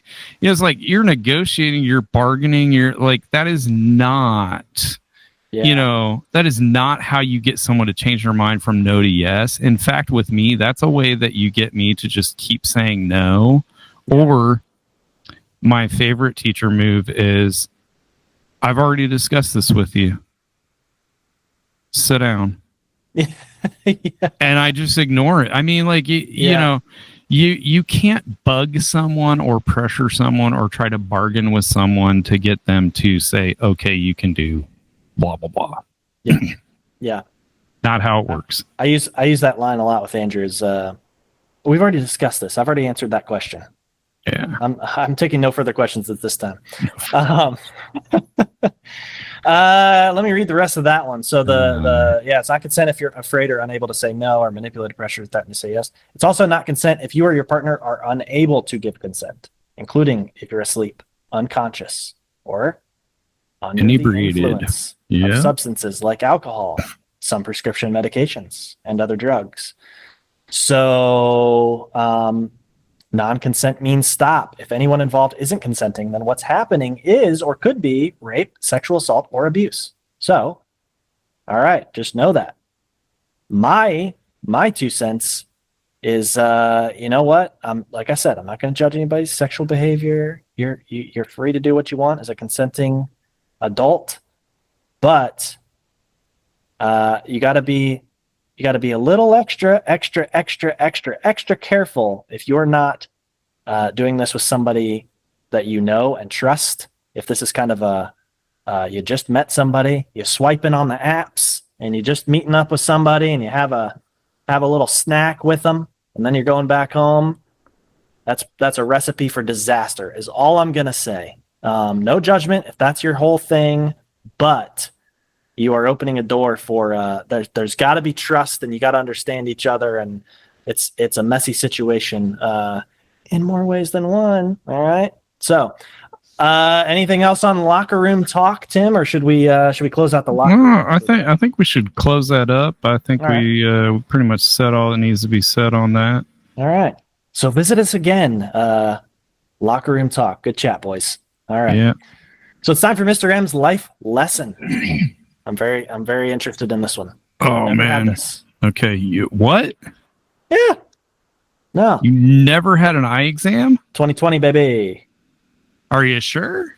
Oh, maybe I did when I was a kid. Oh my goodness. Maybe I did when I was at anyway, so my life lesson this week is do not skip your eye exams.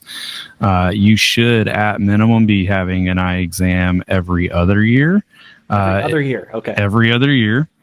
If you like me and you already wear the corrective lenses, you go ahead and pay the like $4 extra a month or a paycheck for the extra vision insurance. You get to go once a year.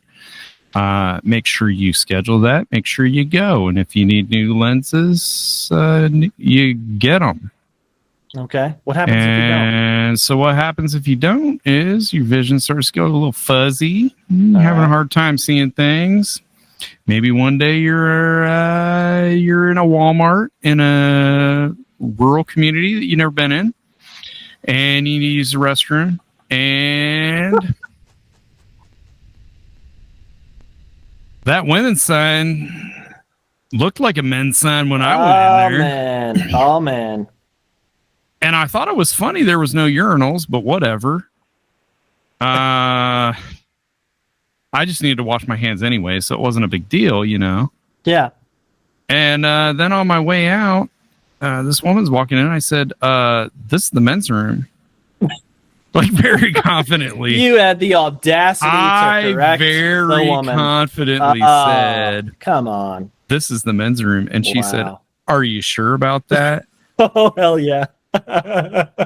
And I turned around, and at this point, it was, you know, like 2 feet in front of my face instead of me just kind of walking by like, oh yeah, this is the men's room. No problem, buddy. So fortunately I don't live anywhere near that town. Don't know any of the people there. Probably won't be going back for a while. So, but yeah, get your eye exam. Cause like right after that, I was like, I got to get mine checked. Cause that's clearly like, I had my glasses on and I thought I saw a man. You know what? They even had the picture, like the picture, you know, that skirt just kind of. Yeah. Yeah. I'm over public restroom, like shared public restrooms. I think we should go down to like the single occupant restrooms. What's up with the multi-occupant? It's not practical for like a large volume retailer. Okay. Yeah. It's practical for a restaurant. I agree. Like one of my favorite things to do at a restaurant in a like small town is where they have like a men's and a women's, but it's a single occupant. Yeah. It's to go in the women's one just to mess with the little rednecks out there. Like you come out of there and they're like looking at y'all funny. Like my favorite is that like 95% of the time the men's room is like out of order. It's like some dude has gone in there and just destroyed it and they're just like, yeah, fuck it, we'll get to it next year. And so I'm like, I'm going in the women's, like I'm gonna knock on the door just in case somebody forgot to lock or something. But if I know that it's a single use, like if it's got the little occupied, not occupied, I'm going in. I don't care. Yeah. I go in and like I said, I do it intentionally in like small towns, rural communities, because it's just to fuck with people. Just like I did, I don't remember where we were, but I did it. And this guy was waiting with his, I assume, grandson, like waiting for the men's. Yeah. And I'm like, knocked on the door, single occupant. It didn't have the occupied thing. Knock on the door. Nobody. Open the door, go in, do my business, come out. This guy is staring me down the whole time. Then he and his grandson are coming back to it was a restaurant. So they're coming back to their table and he's like evil eyeing me the whole way back. Like, dude, it's a toilet. Yeah. And even if it is a shared restroom, which like the only practical places for the big like men's only, women's only is like stadium environment, like I don't necessarily care. Like we're going in there, we're doing our business. Like I don't care what anybody's packing under the drawers. If you go in a stall, cool. If you don't go in a stall, cool. Whatever. Yeah. Go in the sink, whatever. There's nothing about using the bathroom that is inherently sexual. Yes. Like or communal, together. If it is, that's your paraphilia, and that's again consent, right? But like, don't look at me funny because I'm just like, whatever, dude. I went in and did my thing and got out. Yeah. But definitely check your glasses because, like, I would never intentionally walk into a women's restroom in a communal restroom sense. That would be disrespectful of the ladies who were expecting some semblance of privacy. Yeah, for sure, for sure. All right, my Wikipedia history. Let's see here. I guess what's sort of the deal? Should I just go like give the highlights, or should I give every what's the rule here? It's kind of up to me. Do I have dealer's choice here? I mean, it's your segment. All right. I will give sort of the highlights because I read a lot on Wikipedia. This is like kind of my falling asleep. I'll just pop open Wikipedia, see what's, the highlighted featured article usually. So like I read about Constans II, son of Constantine III. It's usually a lot of Roman Empire type stuff. I don't understand why that always pops up, but it is. That led me to Gerontius, who was a Western Roman general. I think there was like some overthrow happening there. That was interesting. But also there's an opera or like some sort of music piece, a choral piece maybe, called Dream of Gerontius. And that actually took me back to like last week. I was talking about Edward Elgar, the composer, because he did Dream of Gerontius. So anyways,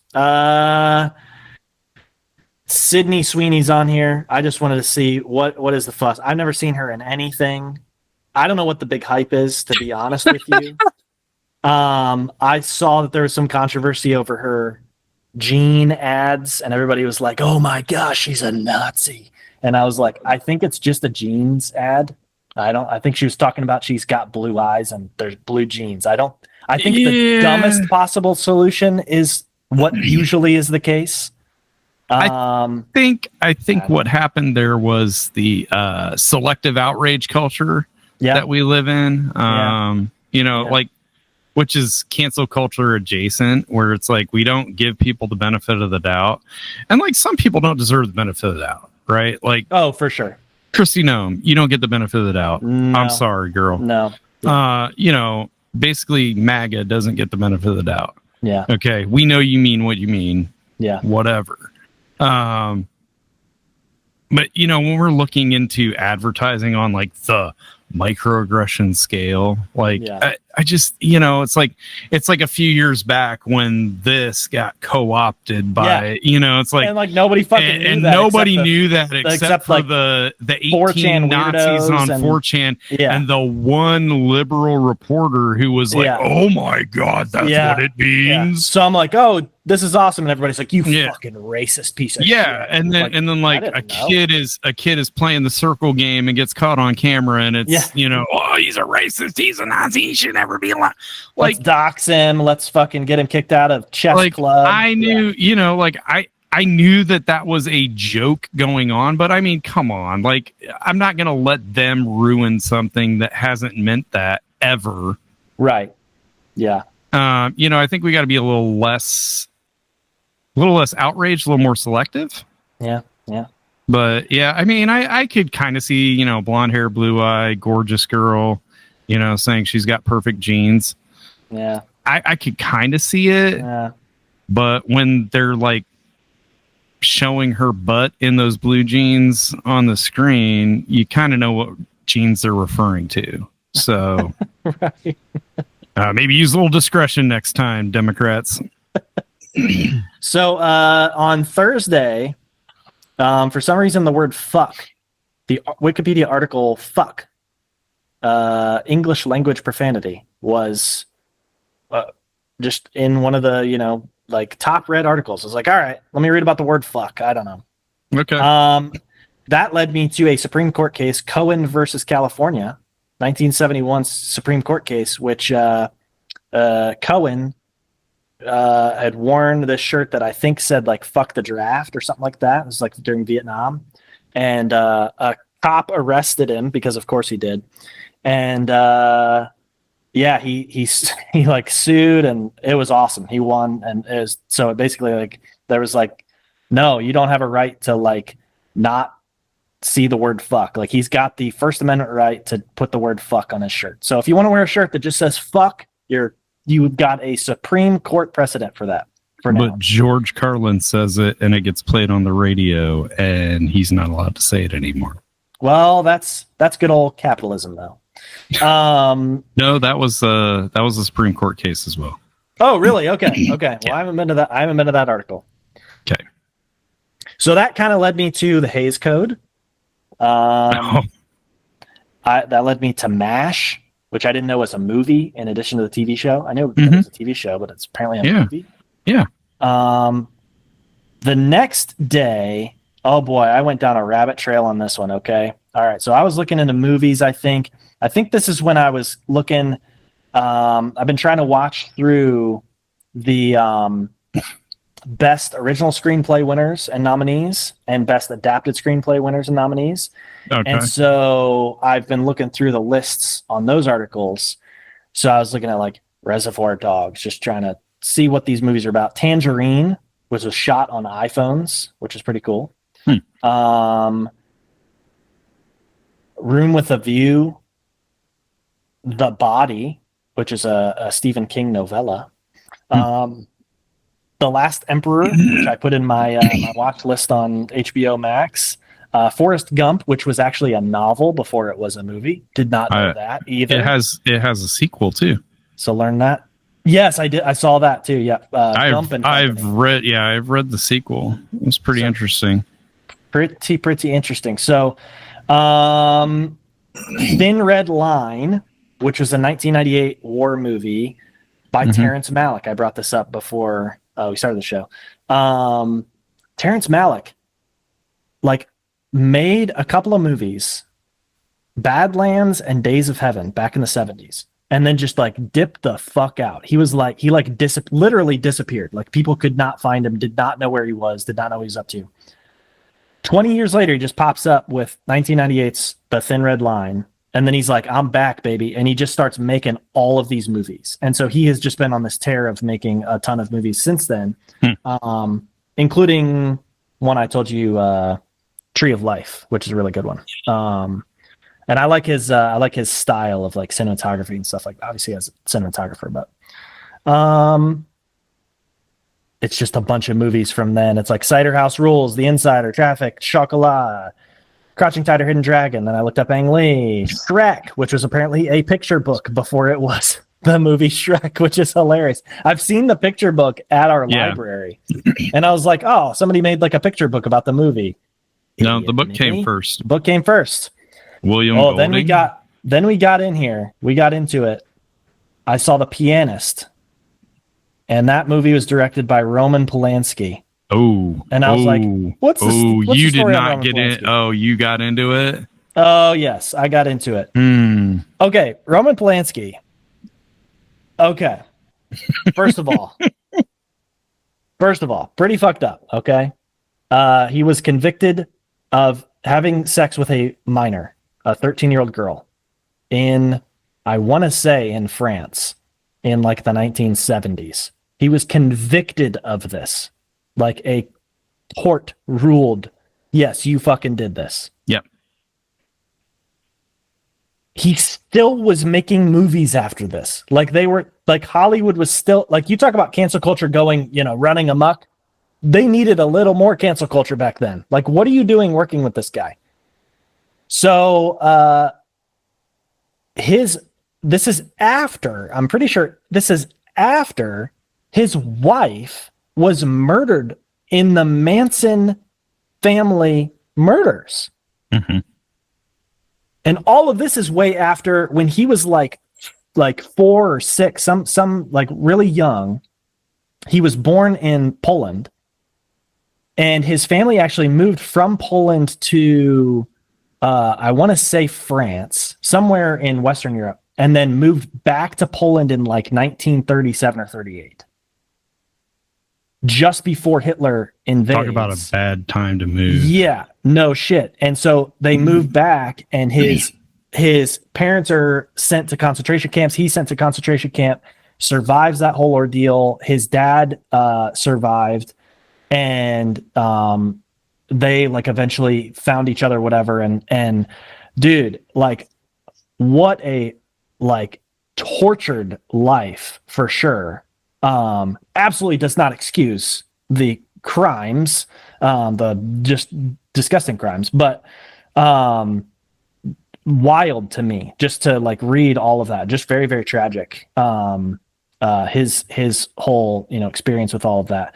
But then I'm just like, dude, like 30 years after you're convicted of this, now you're like, winning an Oscar for The Pianist. Like, what are you doing? So I don't know what Hollywood's doing out there, but he was in a self-imposed exile for quite a while, though. Yeah. Yes. Yes, he literally fled to a country specifically that to avoid did not extradite. Yeah.